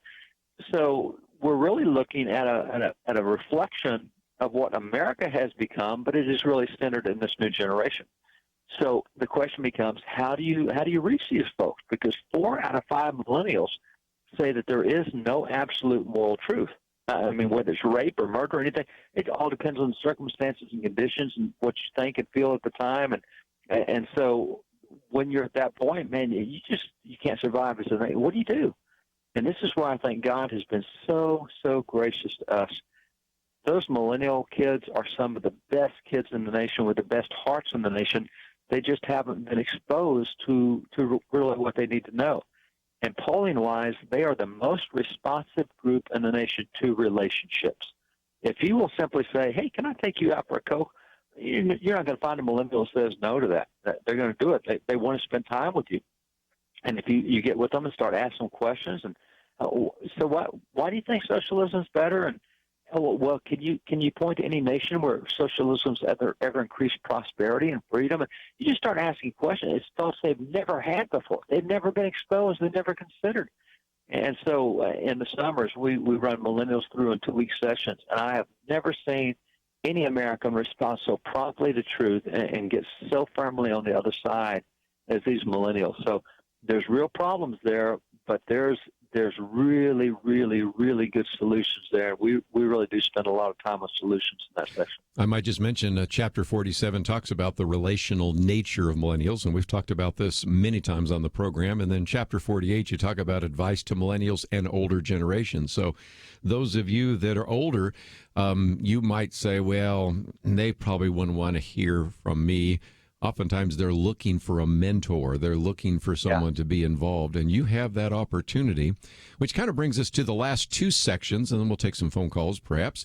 Section 5 is this idea of a biblically founded nation, and that's, of course, where you are definitely in your strength, talking about the Christian foundation of America.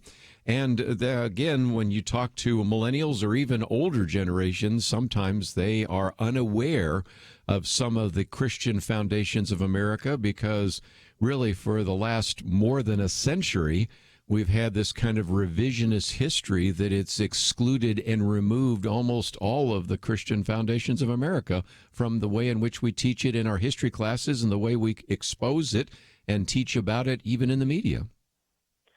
Yeah, it's interesting, the movement that's out there today. Of course, President Trump made famous his little phrase, "Make America Great Again." Well, there's a corollary phrase that's out there now really making the rounds. It says, "Make America secular again." Wait a minute, that's assuming it was secular to start with. And so people make the assumption that there's nothing religious in our foundations, or if it is, it's just kind of minimal. And, we let everybody have their point of view. And just like we let really weird people in, we let Christians in. They can have their point of view. So nobody sees it as mainstream. I can't say nobody, but generally, most folks don't see it as mainstream anymore. And so what we do is just quickly do a little primer on what made us unique, where our ideas came from, specific Bible verses that created very specific things in our government. John Adams has 3 writings where he said it's out of out of Jeremiah 17:9. That's why we did separation of powers. And any political scientist will tell you that what America did with separation of powers was brilliant. That's one of the reasons we survived so long. But nobody will tell you that John Adams, who helped do that, said, well, we got that out of the Bible. And so we show a number of specific Bible verses the founding fathers themselves said was the source of their ideas. And with all ideas, there are consequences, good or bad. There's cause and effect with everything. America was not just a happy accident that just showed up. We happen to be the one lucky nation in the last 6,000 years that somehow all the stars aligned for us, and we were just so lucky. And what a coincidence that everything came together. That's not true. We are the result of specific ideas. It's just that today most people don't know where they came from, nor the fact that we are a different nation because we were not a secular nation. We came in not as a religious nation, but as a biblical nation. And there's a big difference between being religious and being biblical. So we kind of reacquaint folks with just a quick survey of American history, key things from American history where the Bible shaped it that still impact us today, whether we know it or not. One of the things I always like to say about the work that you do at Wall Builders is the documentation. There, if I counted right, more than 30 pages of endnotes. So if somebody's listening to this saying, no, where are you getting that? Of course, you document that in so many other books, and just these few chapters are kind of a compilation, a summary of some of that.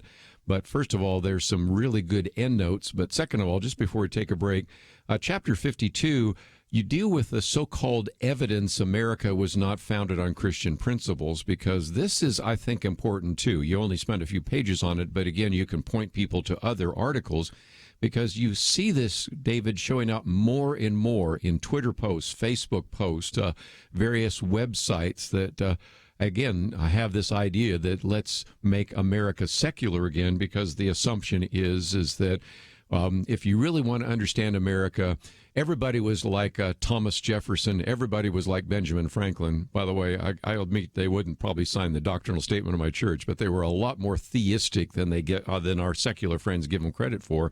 But you have people making all sorts of erroneous arguments about the fact that America was never founded on Christian principles. So you have a section in there just to help some of us, when we see something on a Facebook page, know kind of how to quickly respond. I would say 95% of the evidence used by the other side to say that America did not have Christian foundations is their quote from the 1797 Treaty of Tripoli, yes, which Article 11 of that says, the government of the United States was in no sense founded on the Christian religion, period. End of story. How much more blunt can you be than to say that? Well, actually, you can be a lot more blunt, because what they do is they put a period in the middle of a sentence. They put a period after 15 words in the sentence. The sentence is actually 82 words long. And so they have lifted a clause out of a sentence which makes it say exactly the opposite of what it did. Yes. The Treaty of Tripoli was one of several treaties we negotiated when we were fighting Muslims. We fought Muslims for 32 years.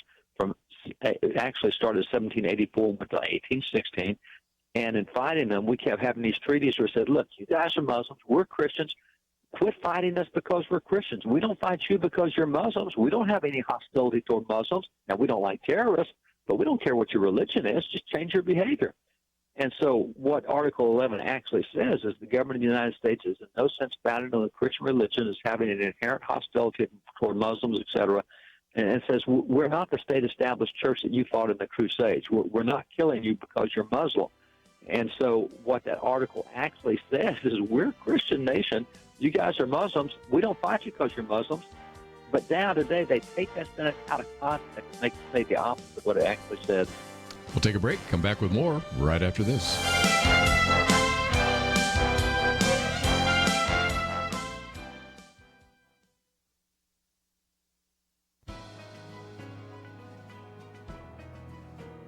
Welcome to the First Liberty Briefing. I'm Jeremy Dice. The Washington Area Metropolitan Transit Authority, Metro for short, ferries commuters by rail and bus throughout the nation's capital. In addition to commuters, they also carry advertisements. And at Christmas time, those advertisements look very Christmassy. There are Christmas gifts pictured, lots of red and green, and not too few holiday puns designed to persuade you to buy stuff. The Archdiocese of Washington, D.C. also submitted an advertisement. It pictured a few shepherds and sheep under a starry sky with the message, "Find the perfect gift," scrolled artfully across the sky. At the website displayed in the ad, one finds out that the perfect gift is Jesus, quote, "the perfect gift of God's love this Christmas." But Metro rejected the ad. Macy's and other stores plying the Christmas theme were all right, but according to Metro, there are two halves at Christmas, the secular and the religious. Secular ads are okay, but all religious ads are forbidden. Yeah, Metro will take Santa, but not Jesus, 3 French hens, but not the 3 wise men. Even the president's own remarks at the recent national tree lighting could not appear on the side of a Metro bus. But that's not the law.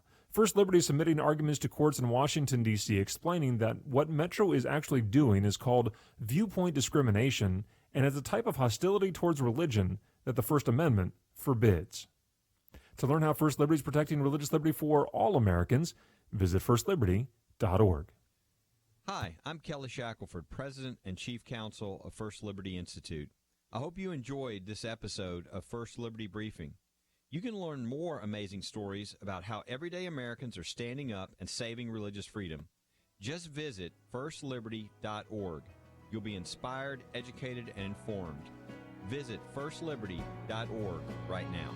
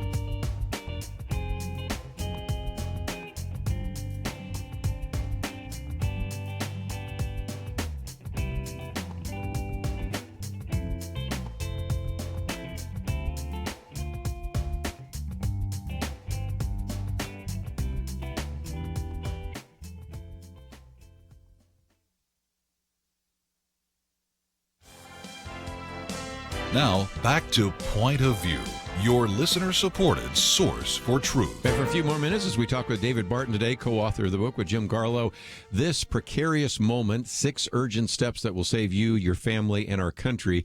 And David, I wanted to focus a little bit of time and attention on the last section, Let the Church Be the Church. And, of course, you talk about what happened to biblical Christianity in America. But one of the things I appreciate you putting in the book is something we've talked about before with George Barna and Gary Frazier and a number, and that is a study that was done a number of years ago by George Barna, asking pastors who are theologically conservative, does the Bible address issues like abortion, same-sex marriage, gambling, immigration, whatever? And they all pretty much agreed, at least 90% of them agreed the Bible does address those issues. Then they went back and asked, well, do you address those? And only about 10% do. So you have 90% of pastors agree, but 90% of pastors don't address those issues. That might explain why the church is in the state it is today, don't you think? I'm going to make it a lot worse than that. We're going to back up to what led to that study that Barton did, and there's a few things that are of interest. One is there's 384,000 churches, senior pastors in America. So what Barna did was he started calling between 500 and 600 every day, doing polling on them, et cetera. And what we found at the end of that was that 72% of pastors and churches said, we do not believe the Bible. We do not agree with it. We do not agree with its basic teachings. So right off the bat, you're down to 28% of American churches and pastors say they agree with the Bible. So at 28%, we then asked that group and said, okay, do you think the Bible addresses every issue of life? And they said, of course. And so we gave them 14 areas. And depending on which area it was, between 91 and 97% of pastors, and we call them theologically conservative pastors because they believe the Bible, between 91 and 97% of that group said, yes, the Bible addresses immigration or life or marriage or education or economics, those 14 categories. And then when asked, do you preach on that or will you preach on it in the next 2 years, the answer was unequivocally no. 90% said absolutely not. Those are political issues. I don't touch that. And so our question was, no, wait a minute. You just said it's Bible. So how can it be political? And does that mean to say that if something comes in the news, you're not going to talk about it if it's in the news and the Bible? Yes, that's right. We won't. So it's 10% of 28% that agree to talk about what's in the news and the Bible, which is only 2.8% of pastors overall. Yes. It's 10% of that group, but only 2.8% of the nation's pastors are willing to address that.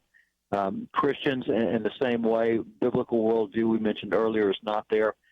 You see that in 2006, 47% of America professed, self-identified as born again. Today it's 31%. It has fallen by 16 points in the last 12 years.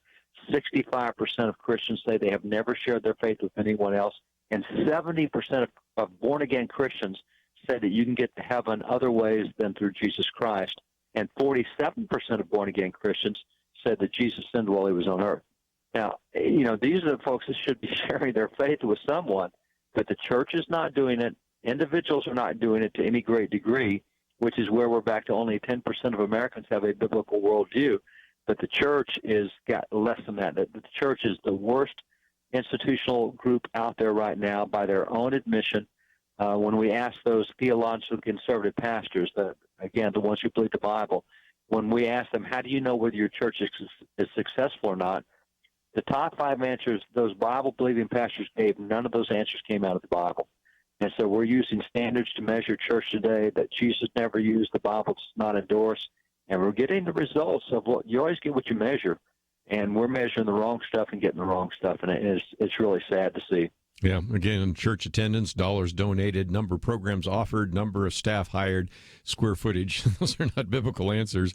But just before I run out of time, you also talk about this idea of maybe a grand realignment, because I think I can always illustrate only so well that a small group of motivated individuals can bring about very significant change. Look at the percentage of those who identify as homosexual or even gay activists, and look at the impact that they've been able to make with very small numbers. Forming a coalition of various individuals still can have a very significant impact even in the next election, don't you think? It is what has a significant, and not just it is the significant impact. It's interesting. A lot of people across America are praying for America to have a revival. We need a great awakening. We need the third great awakening. Great, that's fine. But I don't think you know what you're praying for, in the sense that great awakenings span decades. The first great awakening, 1730 to 1770. The second great awakening, 1801 to 1878. The turn of the century revivals, 1890 to 1910. You're talking decades. I'm absolutely convinced, Kerby, and I think I can easily statistically prove that America is in a great awakening right now. I have no difficulty showing that. I believe that. I'm convinced of that. The interesting thing about all the great awakenings, first, second, third, whatever you want to look at, the church was always the last to get on board. It only got on board in the last fourth of the Great Awakening, and then it took credit for it. And the reason Whitefield preached outside for so long was no church would let him in. Pastors told their parishioners to go get in trees over Whitefield and pee on him and defecate on him, throw potatoes at him, hit it with rocks, hit it with vegetables. The church is what resisted every revival, same with Charles Finney. So I think we're in a great revival right now, and it will not be accomplished because religious leaders or political leaders. It will be accomplished because individual people in their communities take principles and put them into practice, and then the nation gets healthy. And so, I love what I'm seeing with millennials is one of the most encouraging things I've seen in my lifetime. I've got white hair. I love these guys. We're seeing them after they leave us in the summer going back, literally converting their professors to an opposite position simply by asking questions. I've never seen the kind of response we're seeing now. I'm loving it, but it's a lot of hard work, and there's a lot of opposition for sure. But this is the kind of thing, again, why we focused on the individual in this book, because that's where you get healthy. You don't get healthy from church leaders and political leaders. You get healthy from individuals doing the right things. Just before we run out of time, let's talk about the link that we have there to wallbuilders.com. Certainly, you can get a copy of the book here. You can find all the videos. And if you have some young people that would like to study under you, or if you actually are anywhere near Aledo, Texas, you can actually go and see the library and get a tour and get even whether you or Tim or somebody can give a tour. So talk about some of the resources available on your website. Yeah, what we have is, for example, the leadership training we do in the summers. We would send people to our website, wallbuilders.com/leadership training, and millennials 18 to 25 can sign up there, millennials, Gen Zers. It's 2 weeks that'll change your life. You'll handle things that you didn't even know existed. You'll handle stuff from Washington, et cetera. So it's a lot of fun. We do the same for teacher training. We have just overly booked teacher trainings that we do, 3-day teacher training seminars where they get into the actual materials, go back and change the way we have from university presidents all the way down to fifth grade teachers. They come. So we do a lot. We do a lot with the training of pastors as well. We have a lot of pastors. We just had a pastor in California sworn in as the mayor of Thousand Oaks. So we've got a lot of pastors who are jumping back in, doing the right thing. So Wall Builders, we do just a whole lot in all these different areas, as well as historical reclamation, all available at wallbuilders.com.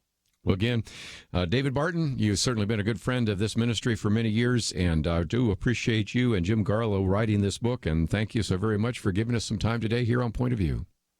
Man, Kerby, we appreciate you guys and what you've done for so many years. Bless you, brother. Thanks. We're going to take a break, and when we do so, we encourage you to go to the website. Let me also, again, mention wallbuilders.com. You're going to be able to find information from their library, all sorts of links. You can also see some of the media. You might want to schedule some of them to come and speak, and so some of those kinds of things. So all of that is available at wallbuilders.com. I think you'll find that very helpful. And, of course, you find that by simply going to our website, which is pointofview.net. And if you'd like to listen to this broadcast again, that is something you can download by just simply clicking the button that says listen.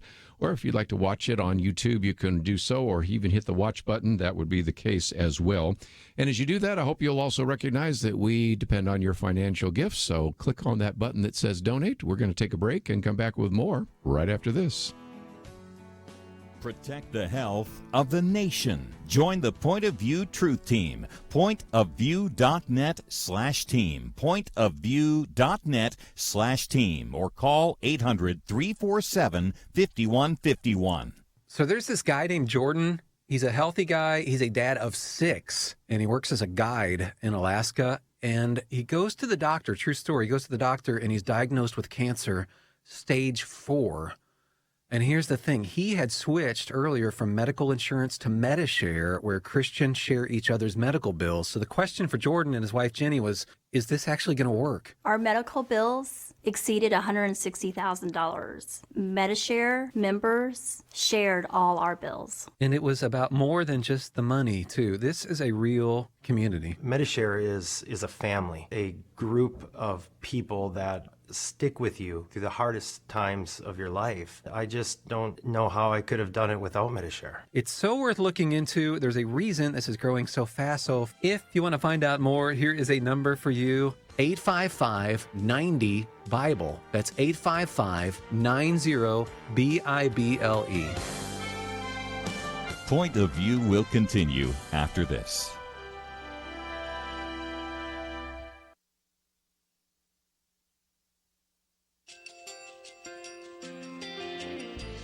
I just want to thank you so much for all the wonderful programming you have.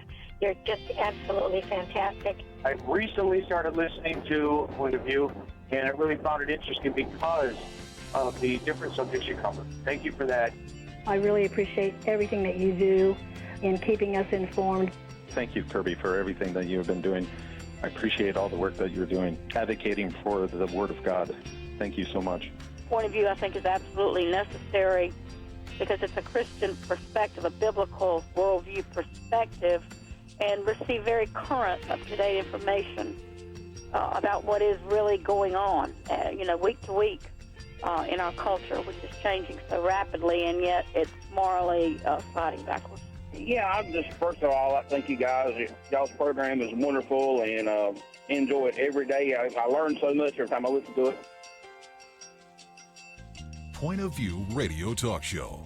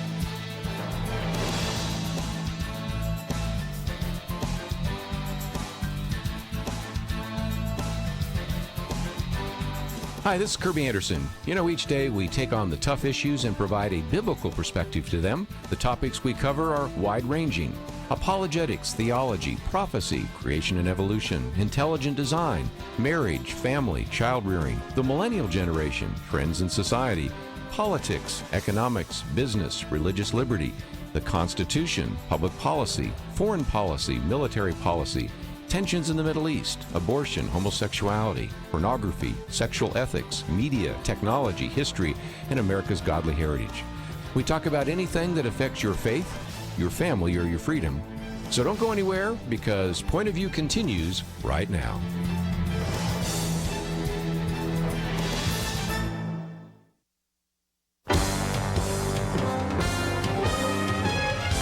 Across America, live.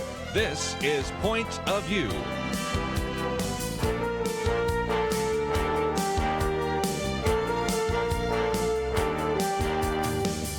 And now, Kerby Anderson. Thank you for joining me today here. This hour I've really been looking forward to for a couple of very good reasons. First of all, I've known the individual sitting across from me for many, many years. He's been the pastor at Northwest Bible Church for 17 years. Yes. And also, I've been hearing about this coast-to-coast conversations. You will not believe what we're going to be talking about, but it's a lot of fun. Individual that's a good friend, has been a pastor at Northwest Bible Church, as I just mentioned a minute ago, Neil Tomba. And also, we have a link to your website. You're going to be talking about this trip that you're going to be taking this summer. Yes. Coast to coast, so that you can have conversations about Jesus, which really puts together two things: talking about Jesus and being in the outdoors. And that's what you're going to be doing. Tell us more. So, Kerby, I'll tell you on the start of this, actually the genesis of this idea came 18 years ago. Wow. I would go to Colorado during the summers, do summer camp for our church. And, you know, there's something about when I was taking people on trips, whether it was hiking a 14,000-foot mountain, a mountain bike trip, or just going to White Rock Lake here in Dallas and riding with them, where I would have conversations with people, both people who were in the church and outside the church. Right.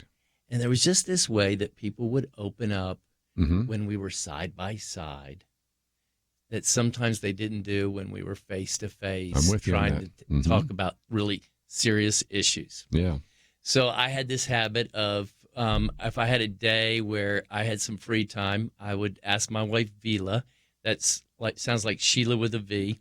And we had this old Chevy conversion van. It was not 4-wheel drive, and I would convince Vila, take me up on this mountain and drop me off. And she would go till she said, Neil, I'm too afraid to go any further. I said, okay, just drop me off here.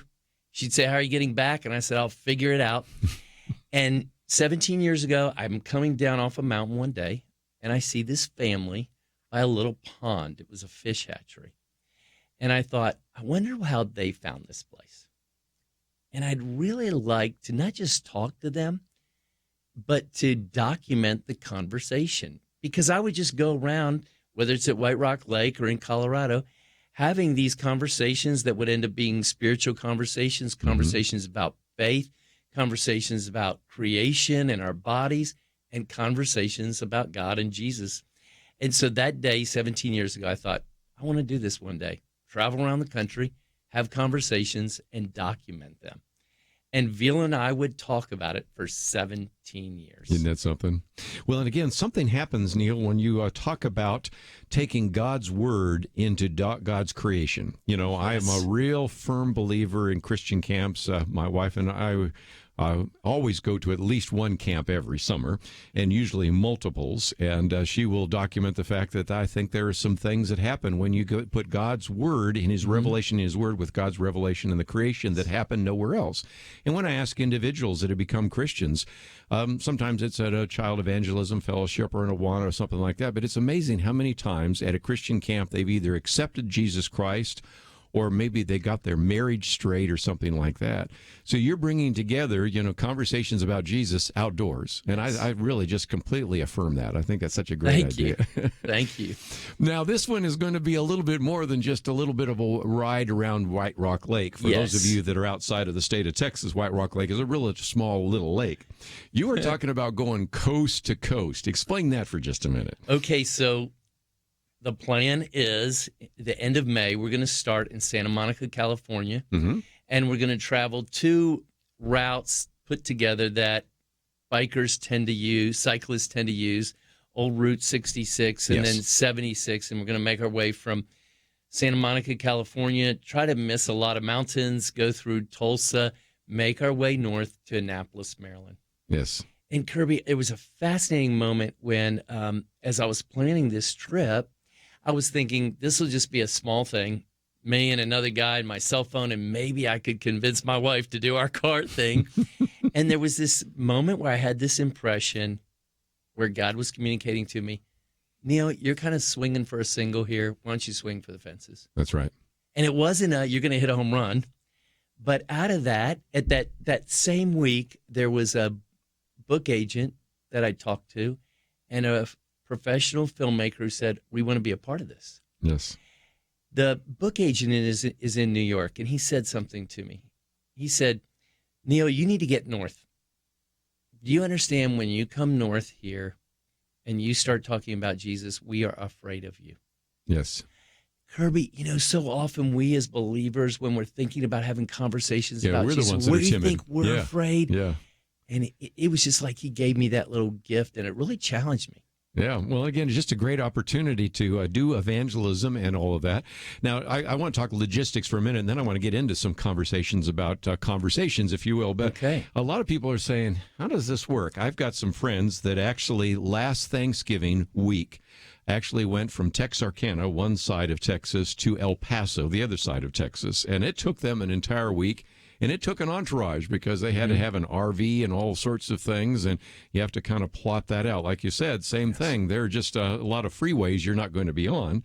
But how are you thinking about making this happen? And given the fact that we broadcast right now in 43 different states, you're going to be going through a lot of the states that people are listening to right now. Well, on my website, neiltomba.com, you can go there and you can go under cycling tour, and we have a map that's going to show every day where we plan to be. We know things happen, right? But a map shows every day, and we're going to stay in different places, hotels, bike hostels, campgrounds, because we want to create lots of different situations where we get to talk to lots of different people. And we are going to have a vehicle that's just for the film team. Yeah. And then there's also going to be a vehicle that stays with the bikes the whole time. And I'm actually doing this with a guy, Wes Currier, and a gal, Caroline Kamenin, who are part of Northwest Bible Church, and they've said, we're going to ride the whole time, and they're going to help break the wind for me, I hope, a little bit. But also, we're hoping that some of the guys that I cycle with here in Dallas are going to join us. I'm a part of a cycling team that if I don't give them a shout-out, I'm going to be in trouble, called the Rock Riders. Yeah. And that's just been a great source of conversations about Jesus. Yeah. So we'll have 2 vehicles with us. Let me just mention that we do have a link to neiltomba.com, and you don't even have to know how to spell that because we got the link there. Click on the cycling tour, 3,000 miles, 30 days, hundreds of conversations. And again, if you want to be part of that, you can. There's also a support section. There's a shop, a donation, a place where you can join the conversation, a number of other things. So I thought, first of all, I just would let you know about it long before then. And if you're one of those individuals along the route, you need to come out there and maybe join in the conversation, because that's going to be some of the fun. Yes. And maybe even if you're a biker, I used to ride a lot more in California and Oregon than I do now. But again, that would have been fun. Ride with you for a few hours and, kind of catch up or something like that. I also noticed on the website there, your wife made it very clear she's not riding with you. She is not riding. She is coming. That is funny. So that'll be kind of fun. Let's take a break, though. When we come back, Neil Tomba with us, and I'd love to give you a chance with a comment or two if you have it. 1-800-351-1212. And we're going to talk a little bit about evangelism and some of those conversations and how this can be not only used for him to have conversations, but the difficulty I think all of us have of how do we get from day-to-day conversation to the gospel. Yes. We're going to talk a little bit about that with Neil Tomba. Looking forward to that right after these important messages.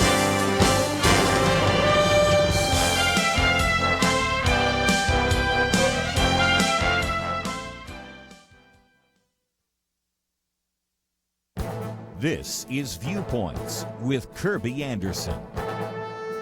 When Congress reconvenes, we'll be hearing more about a new initiative called the Green New Deal. Proponents want to overhaul government spending in order to combat climate change. Some of the new Democrat members of Congress want the majority to establish a committee that will be tasked with increasing the size of government and decreasing carbon emissions. In a recent column, Timothy Meads quotes from an article that appeared in Politico. The Green New Deal resolution calls for a bevy of far-reaching liberal goals to decarbonize the economy within a decade by reshaping the electric power, agricultural, and transportation sector. The article goes on to acknowledge that the plan may be even too much for Democrats in the House and Senate. Nevertheless, the concept has become an important rallying cry for the need to address climate change. If all this sounds familiar, it should be. Back in 2009, President Obama's Reinvestment Act pushed billions of taxpayer dollars towards green companies tasked with a similar mandate. These companies often failed while their leaders pocketed the cash instead of creating jobs and lasting green energy. A similar plan has been tried in other countries. Tim Worstall, writing in the Washington Examiner, provides some perspective on what happened in Australia and the United Kingdom. When the global recession hit Australia, government leaders thought that they could prime the economic pump by spending money to insulate houses and other structures. A royal commission documented that financial failure. The British government decided to do the same thing. There are fears that as many as 1 million homes were ruined by this central planning. The Green New Deal would not be a deal at all. We have seen what happened in Australia, Britain, and the United States when a similar plan was implemented and failed miserably. I'm Kerby Anderson, and that's my point of view. Take Kerby and the Point of View team with you on the go with the Point of View app. Search for Point of View Radio at the Apple or Google Play stores.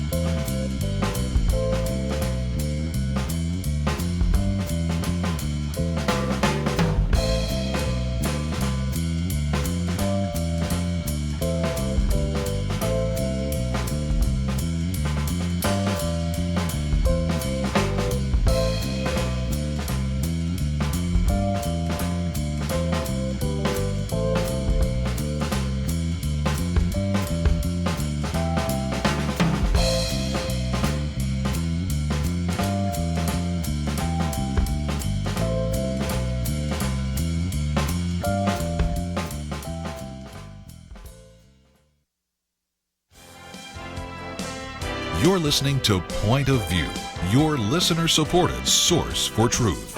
In studio with us today, Neil Tomba, as we're talking about coast-to-coast conversations. Let me come back and mention that on your website there's the cycling tour. Also, under support, there's a place for people to donate or just a shop. There are all sorts of shirts there, and 3 different colors, coast to coast. I think that is wonderful. Anybody that's a cyclist would probably want to get one just because it's a perfect conversation starter.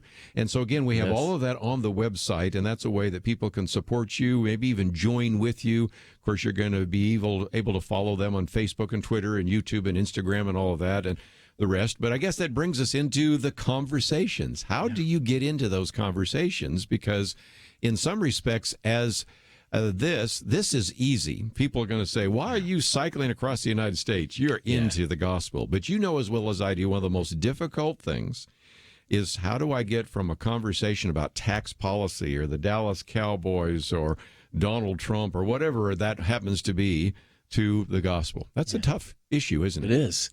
And, you know, Kerby, part of my passion even to do this is that we are actually, as a country, having less and less conversations about faith, God, spirituality. Very true. Barton just did a study recently, and in the study they said 1 out of 8 people who regularly attend church have a conversation maybe once a week about spiritual things anywhere. Yes.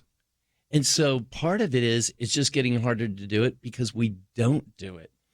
So one of the things that I've tried just to encourage myself and others to think about is I'm constantly thinking about God's story, and I'm constantly getting into God's story and really thinking about it as a story that connects to lots of different stories. Yes. And then I'm doing what 1 Peter 3:15 tells us to do.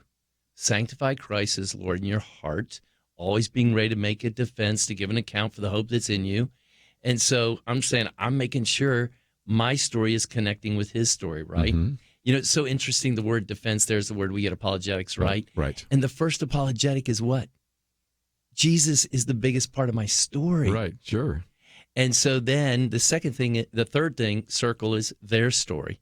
And I'm just always looking for how those circles might intersect. Excellent. So, you know, one of the things I say is I want to be curious. I'm just going to be curious, asking questions. And when my cycling friends are telling me about cycling and we're having some discussion, I'm looking for where God's story, my story, their story connect. And I unashamedly will say, I had a discussion with a guy recently. He brought up the issue of identity. Isn't that something? That's in the news a lot now. About cyclists having their identity in their cycling. And I said, you know, that is so interesting because the Bible actually talks about our identity. Right. And I went in it and we talked for maybe 5 minutes and we moved on to another subject. That particular day, we went back to another discussion about Jesus through another avenue. But it's really that constantly thinking about where does my story and God's story and their story intersect? So there's one example. Well, and again, even in this idea of being ready to make a defense, you're supposed to do that with gentleness and reverence, or gentleness and respect.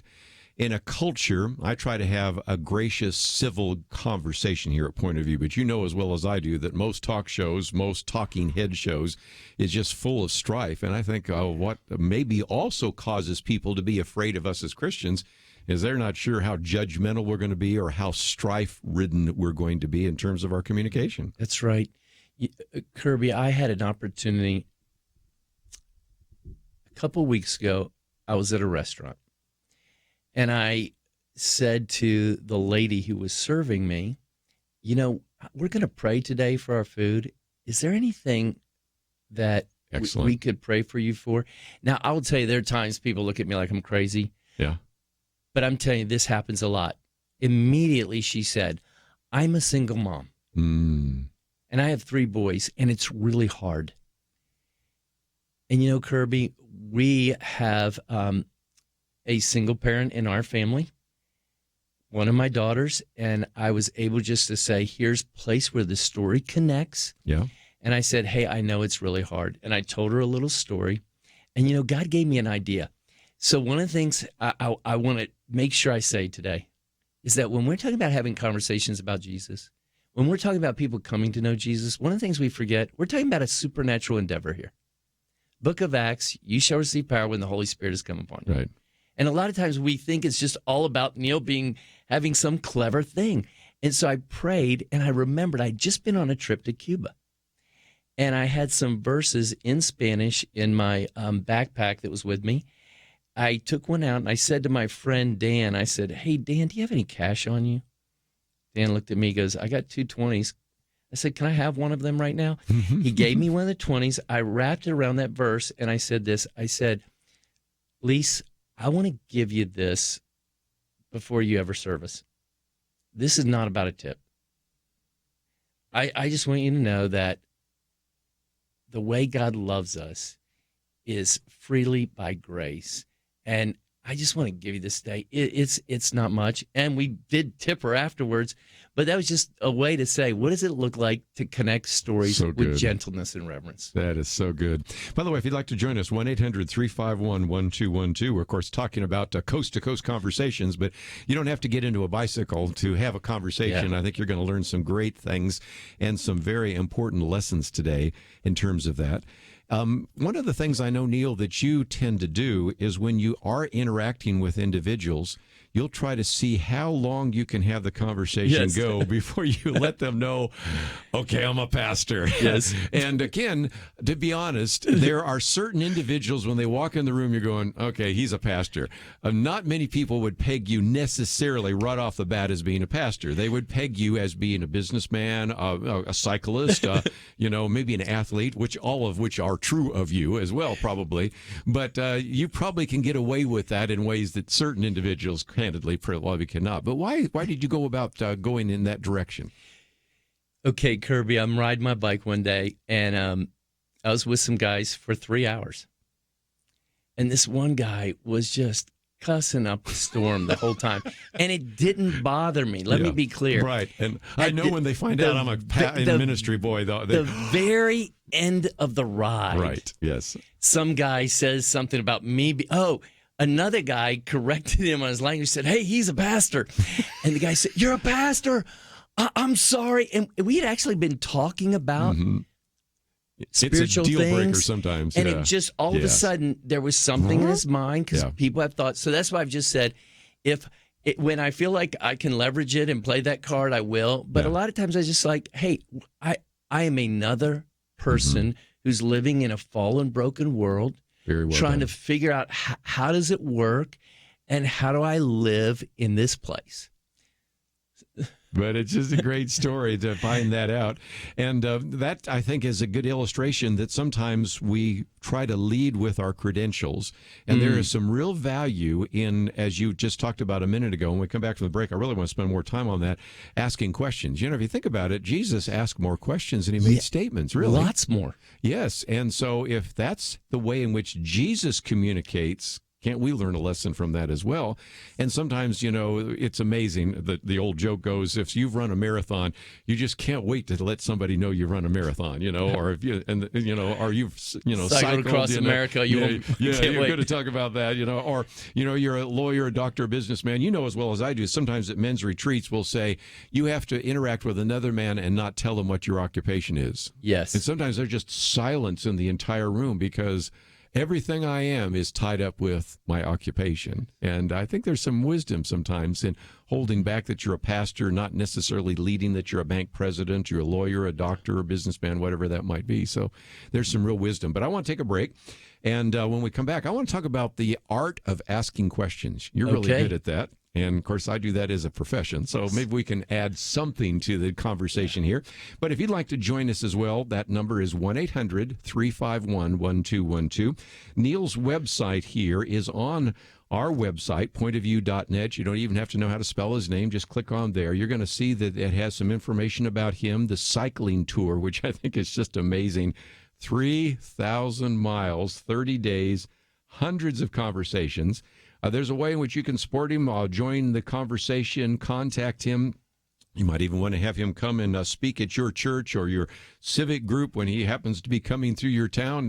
Whatever works out, you'll take that, right? Yes. And, of course, if you already are at a Christian camp or an RV camp, you might want to contact him, too, because he might want to stop and speak or meet a few people there. So we're going to try as much as possible with our nationwide audience to connect you up with Neil. Well, let's take a break. When we come back, I want to talk about the art of asking questions, but I'd also love to hear from some of you. Maybe you've been involved in some evangelistic opportunities and like to share some things you've learned. We'd love to hear from you as well.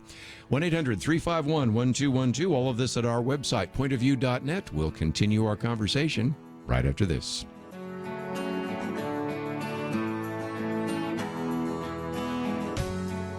Protect the health of the nation. Join the Point of View Truth Team. Pointofview.net/team. Pointofview.net/team. Or call 800-347-5151.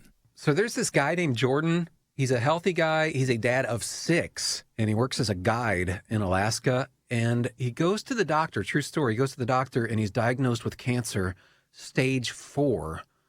And here's the thing. He had switched earlier from medical insurance to Medishare, where Christians share each other's medical bills. So the question for Jordan and his wife, Jenny, was, is this actually going to work? Our medical bills exceeded $160,000. Medishare members shared all our bills. And it was about more than just the money, too. This is a real community. Medishare is a family, a group of people that stick with you through the hardest times of your life. I just don't know how I could have done it without Medishare. It's so worth looking into. There's a reason this is growing so fast. So if you want to find out more, here is a number for you. 855-90-BIBLE. That's 855-90-BIBLE.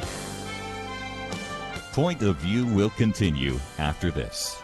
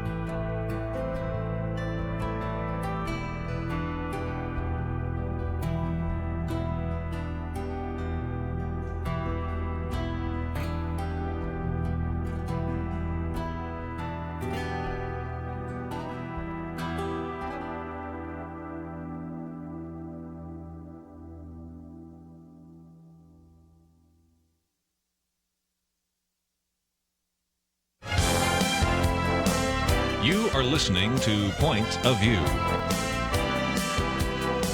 The opinions expressed on Point of View do not necessarily reflect the views of the management or staff of this station. And now, here again is Kerby Anderson. Neil Tomba in studio as we talk about coast-to-coast conversations and evangelism. And if you'd like to join us, that number is 1-800-351-1212. We want to talk about asking questions, but let's take a phone call here. We'll go to first the state of California. Jillian, thank you for calling today. I understand that you were in a car accident, and that's provided an opportunity. Tell us more.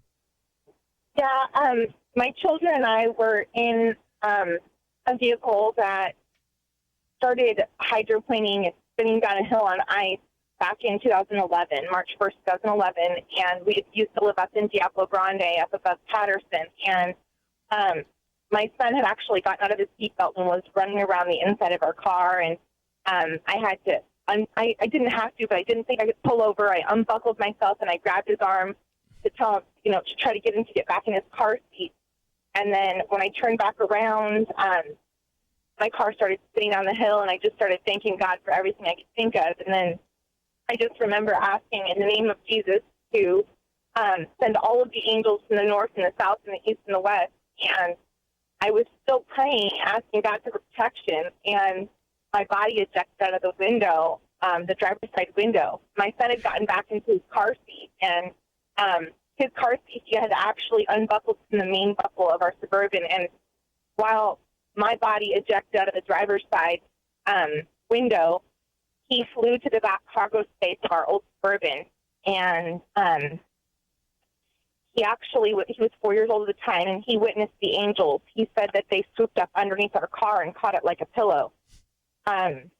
When I ejected out of the driver's side window, I saw the whole sky light up with a holy host of angels, and before my body hit the ground, I remember leaving because I had come out of my body, and I looked up. I thought the car was going to land on me, and then I believe I was in the presence of the Lord. I just felt everything wonderful all at one time, and it felt like this beautiful sound was emanating off of my being, and like everybody around. It was like this beautiful light. It was there.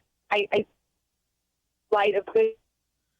Yes, and again, I'm having a little trouble hearing some of it, but again, this has provided an opportunity to witness from what I understand. I think we lost her there, but I think that gives you just the idea that sometimes circumstances give you a platform, right? Yes.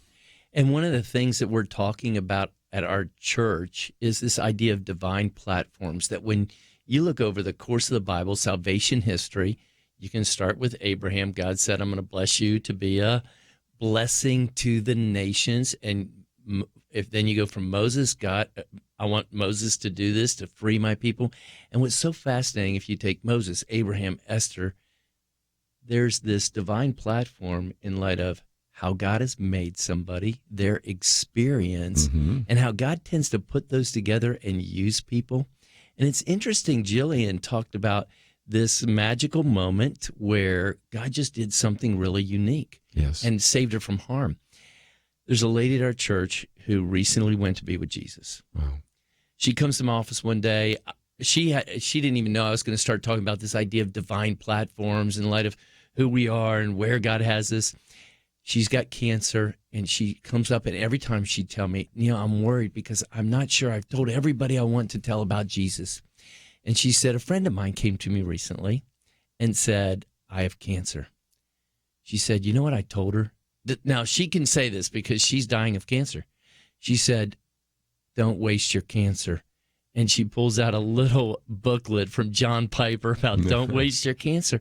And she said, having cancer has become my platform to get to talk to people about Jesus. So it's both in these things that feel miraculous that God does, and also in the person who is suffering and everything in between, including riding a bike across the U.S. Well, again, think about that. Just think of, I want to encourage all listeners right now to think about all the things that have happened, both good and bad. You know, you can think about all your hobbies, in case I'm sitting across a cyclist, for example, but you can think about some of the negative things. Maybe you've lost a child. The best person to witness to or to actually comfort someone else who's lost a child is someone who's actually been through it themselves, or cancer, as we've just talked about, or whatever that might be. So whether it's good or bad, God can use any and all of that in an evangelistic opportunity. And Kerby, what if every day when we were walking around just having that theology of God gives divine platforms, we just thought this: where God has us is where Jesus is. That's right. Riding my bike, going to the office, at the restaurant, where God has us is where Jesus is. Yeah. The arms and feet of Jesus. That's right. That's right. Let's talk about asking questions for just a minute. I do that as a profession, but you do that as a pastor. And it seems to me that sometimes we're so quick to tell, and yet we should listen first, because then we know where the person is. We sometimes can ask a question that causes them to reflect on something. So it seems to me asking questions is a good way to start your evangelistic opportunity, don't you think? And really starts with curiosity. A friend of mine was asking me the other day, Neil, how do I want to get to telling somebody about Jesus, and I know this guy really has done a good job. And I said, hey, so this week, here's what I'm going to pray for you. I'm going to pray that you are curious. And that leads you into questions. Right. I'll tell you a story about Nick. Nick is a guy who runs a restaurant here in town. His mom owned it, and I just started asking Nick questions about who he was, how he got this restaurant. Next thing you know, he's telling me about his life. He spent some time in jail. And as I was asking him questions, next thing you know, he started asking me some questions. And he wanted to talk about Job, which is the book of Job. So he is very unfamiliar with the Bible. And you know what? I felt the desire to start, kind of telling him all that I knew about the book of Job. And Kerby, even there, I said, I'm going to ask some questions. And here's what happened. When I was at the register paying is when we got into the book of Job, and he was basically saying his mom, he felt like was a really righteous person, and she suffered a lot. And he said, I don't get the book of Job. Right at the register, we've already had lots of conversations. And you know what, Kerby? Instead of saying, well, let me explain to you the mystery of God and suffering, as I understand it, the pastor of Northwest Bible Church. Right. I imagine this coming along aside of him. And I said, I'll tell you what, you think it's hard? I'm going to tell you it's even more confusing than you think it is. I said, do you know in the book of Job that when Satan was wandering the earth, he appeared before God, that God is the one who brought up Job's name? Yes. And what that did was it allowed for me to ask more questions and him to ask questions, because he knew I wasn't going to come and just start giving him all the information he wasn't looking for. Yeah. And again, that's really important, because a lot of people want to know that you care before they want to know what you know. And you've heard that phrase so many times, but that really is a key issue. And so in a culture where everybody's moving very quickly, and oftentimes we're maybe just leaving some comments on a Facebook page, Instagram page, Twitter post, and move on, to have some time, to spend some time looking at people eye to eye or side to side, as you say, and really walking with them through some of their questions and their pain is really key in this 21st century fast-paced world. Kerby, the other morning I was riding my bike, and cyclists are notoriously selfish, and I say that as one of them. And we don't mind what we call dropping each other if somebody's going too slow. And the other morning I had a mechanical problem, and I got dropped, not because I wasn't strong enough. And I got dropped, and I came upon another cyclist, and he was going slower than I was, and I slowed down. I started asking him some questions. I asked him about if he was riding to work, because he had a big bag on the back of his bike. And we get into this discussion. I found out he was actually a believer. Wow. And a couple times in the conversation, twice I prayed for some extended family, then I prayed for him. And it was fascinating what he said to me as we were parting ways for me to go home and him to go to his house. Thank you for your kindness today. Isn't that something? Because kindness is just, again, it's that gentleness and respect, or gentleness and whatever phrase you might have, because sometimes different translations refer to it in different ways.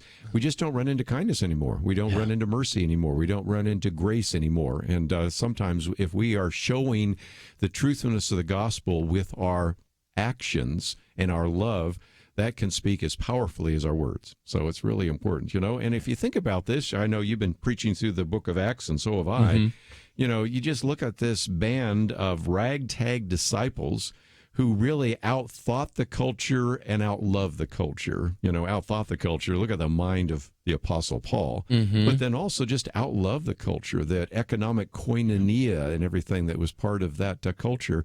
That's what I think the world is looking for. And right now, we just don't manifest enough of that. So we need to take a break. It's one of those mandatory breaks. When we come back, we'll take another phone call if you'd like to join us, 1-800-351-1212. If you'd like to know a little bit more about Coast to Coast Conversations, we have a link to Neil's website right here on our website, pointofview.net. We'll be right back.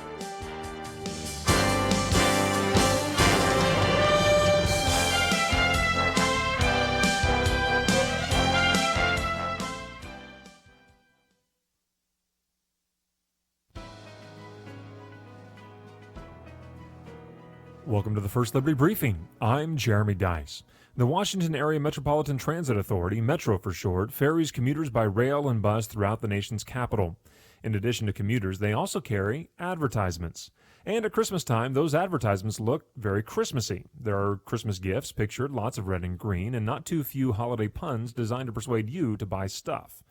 The Archdiocese of Washington, D.C. also submitted an advertisement. It pictured a few shepherds and sheep under a starry sky with the message, "Find the perfect gift," scrolled artfully across the sky.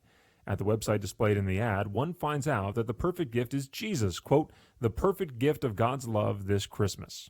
But Metro rejected the ad. Macy's and other stores plying the Christmas theme were all right, but according to Metro, there are two halves at Christmas, the secular and the religious. Secular ads are okay, but all religious ads are forbidden. Yeah, Metro will take Santa, but not Jesus, 3 French hens, but not the 3 wise men. Even the president's own remarks at the recent national tree lighting could not appear on the side of a Metro bus. But that's not the law. First Liberty is submitting arguments to courts in Washington, D.C., explaining that what Metro is actually doing is called viewpoint discrimination and is a type of hostility towards religion that the First Amendment forbids. To learn how First Liberty is protecting religious liberty for all Americans, visit firstliberty.org. Hi, I'm Kelly Shackelford, President and Chief Counsel of First Liberty Institute. I hope you enjoyed this episode of First Liberty Briefing. You can learn more amazing stories about how everyday Americans are standing up and saving religious freedom. Just visit firstliberty.org. You'll be inspired, educated, and informed. Visit firstliberty.org right now.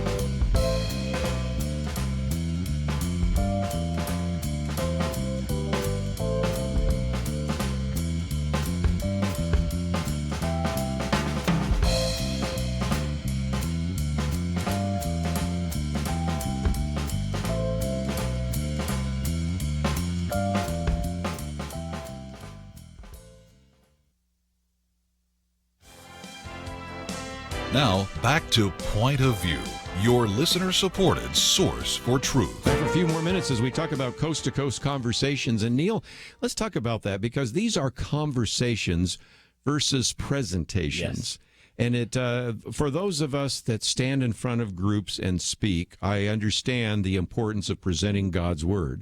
But when you're doing evangelism, it's not a presentation. It really should be a conversation, shouldn't it? That's right.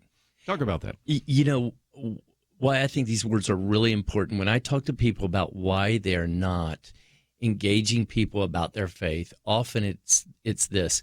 They're thinking I'm talking about simply they make 2 points or 4 points to summarize the gospel. They try to get a yes or no, and they feel really uncomfortable about that, and they're not even sure where to start that. Mm-hmm. And there is a model in the book of Acts where the disciples are going to the synagogues, and boom, They make the presentation in a sense. Right. But also there's this model where the word is starting to go out to an unevangelized Right. audience that they don't have all the history, and they're starting these conversations like Paul in Acts 17. That's right. And so what I'm encouraging people is, hey, why don't you think about starting just to have a conversation? Right.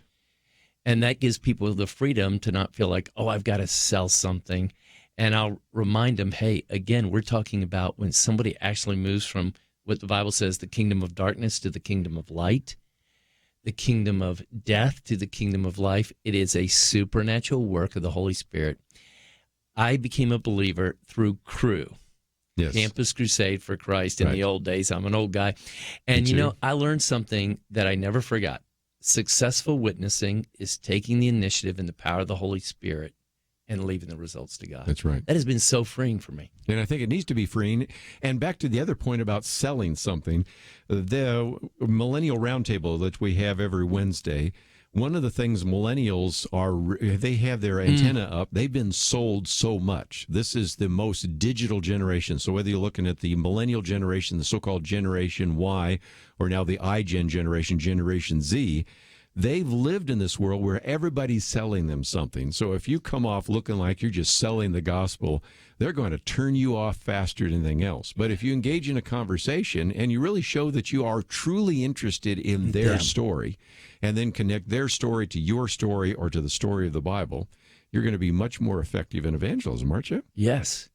And Kerby, I find people's stories fascinating. Yes, me right? too. Because they're all part of, they've all been made in the image of God, and somehow that story is coming out of a God-breathed person who he loves them, he cares for them, and sent his son for them. And I'm believing that when I talk to somebody, I'm going to find a place where God's story, their story, and my story intersect, and that's going to be a very powerful point. Yes.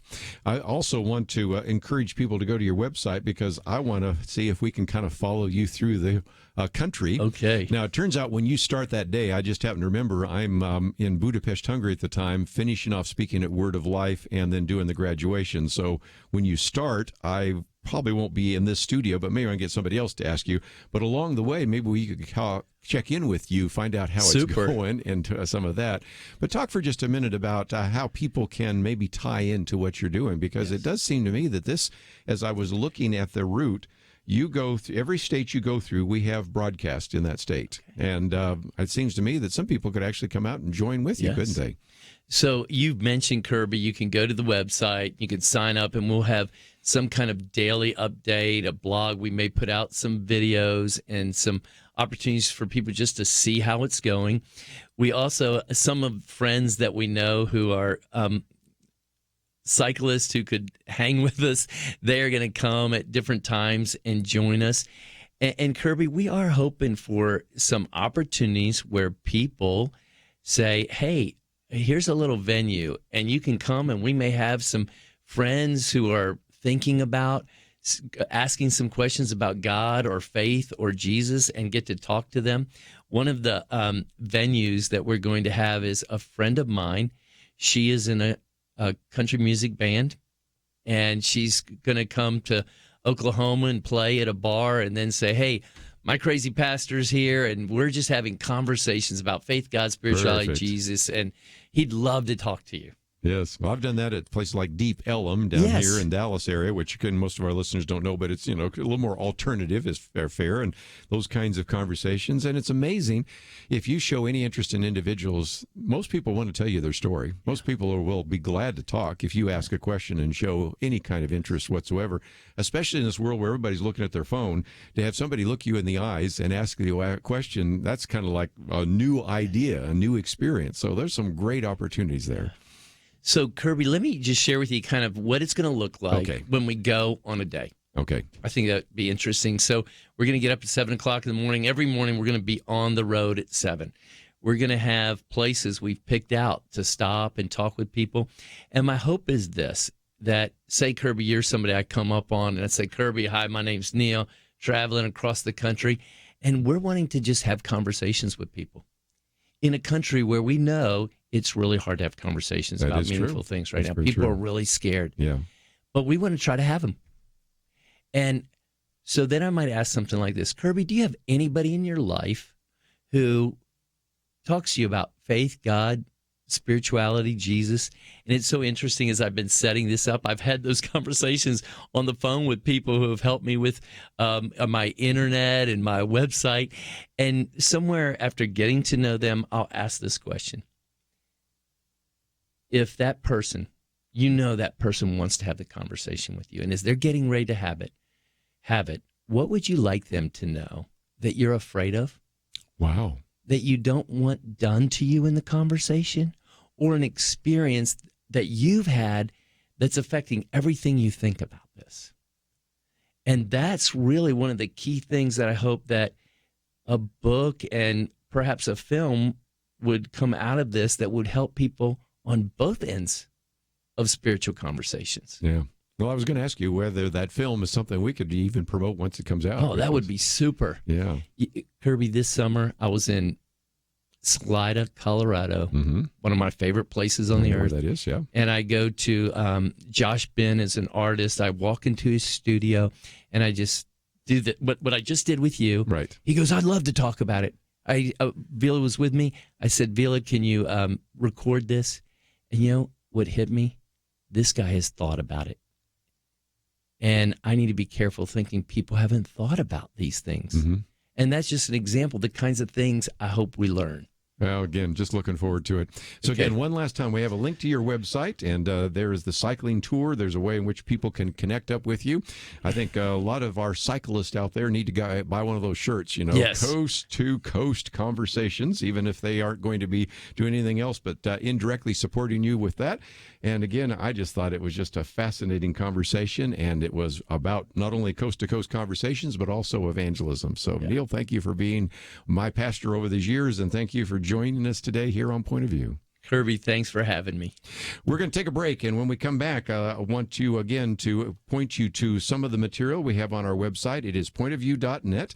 We had David Barton with us last hour, and if you are not familiar with that book, The Precarious Moment, it is available. And then also, of course, we've had Neil in studio with us today, so you can listen to either of those or both of those conversations again by simply clicking on that button that says listen, or you can watch it, or of course in about an hour or two it's going to be on YouTube, and you can watch it as well there as well. And I hope that you will pass this on to some others. Matter of fact, that video and some of the resources of Neil Tomba, let me encourage you to click on that share button. Put it on your Facebook page, put it on your Twitter account, and that will expose a few more people to that. And if you know somebody along that cycling route, you need to send that to them so they'll know that he's going to be just riding right by, and you might come out and see him. That's all we have for today. We have our Friday weekend edition tomorrow, and I want to thank Andrew and Steve for their help behind the scenes. We'll see you back here tomorrow, right here on Point of View.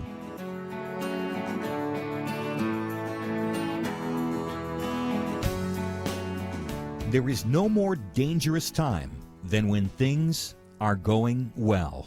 Remember Elijah on Mount Carmel? Fire came down. There was no doubt who was God, but what happened next?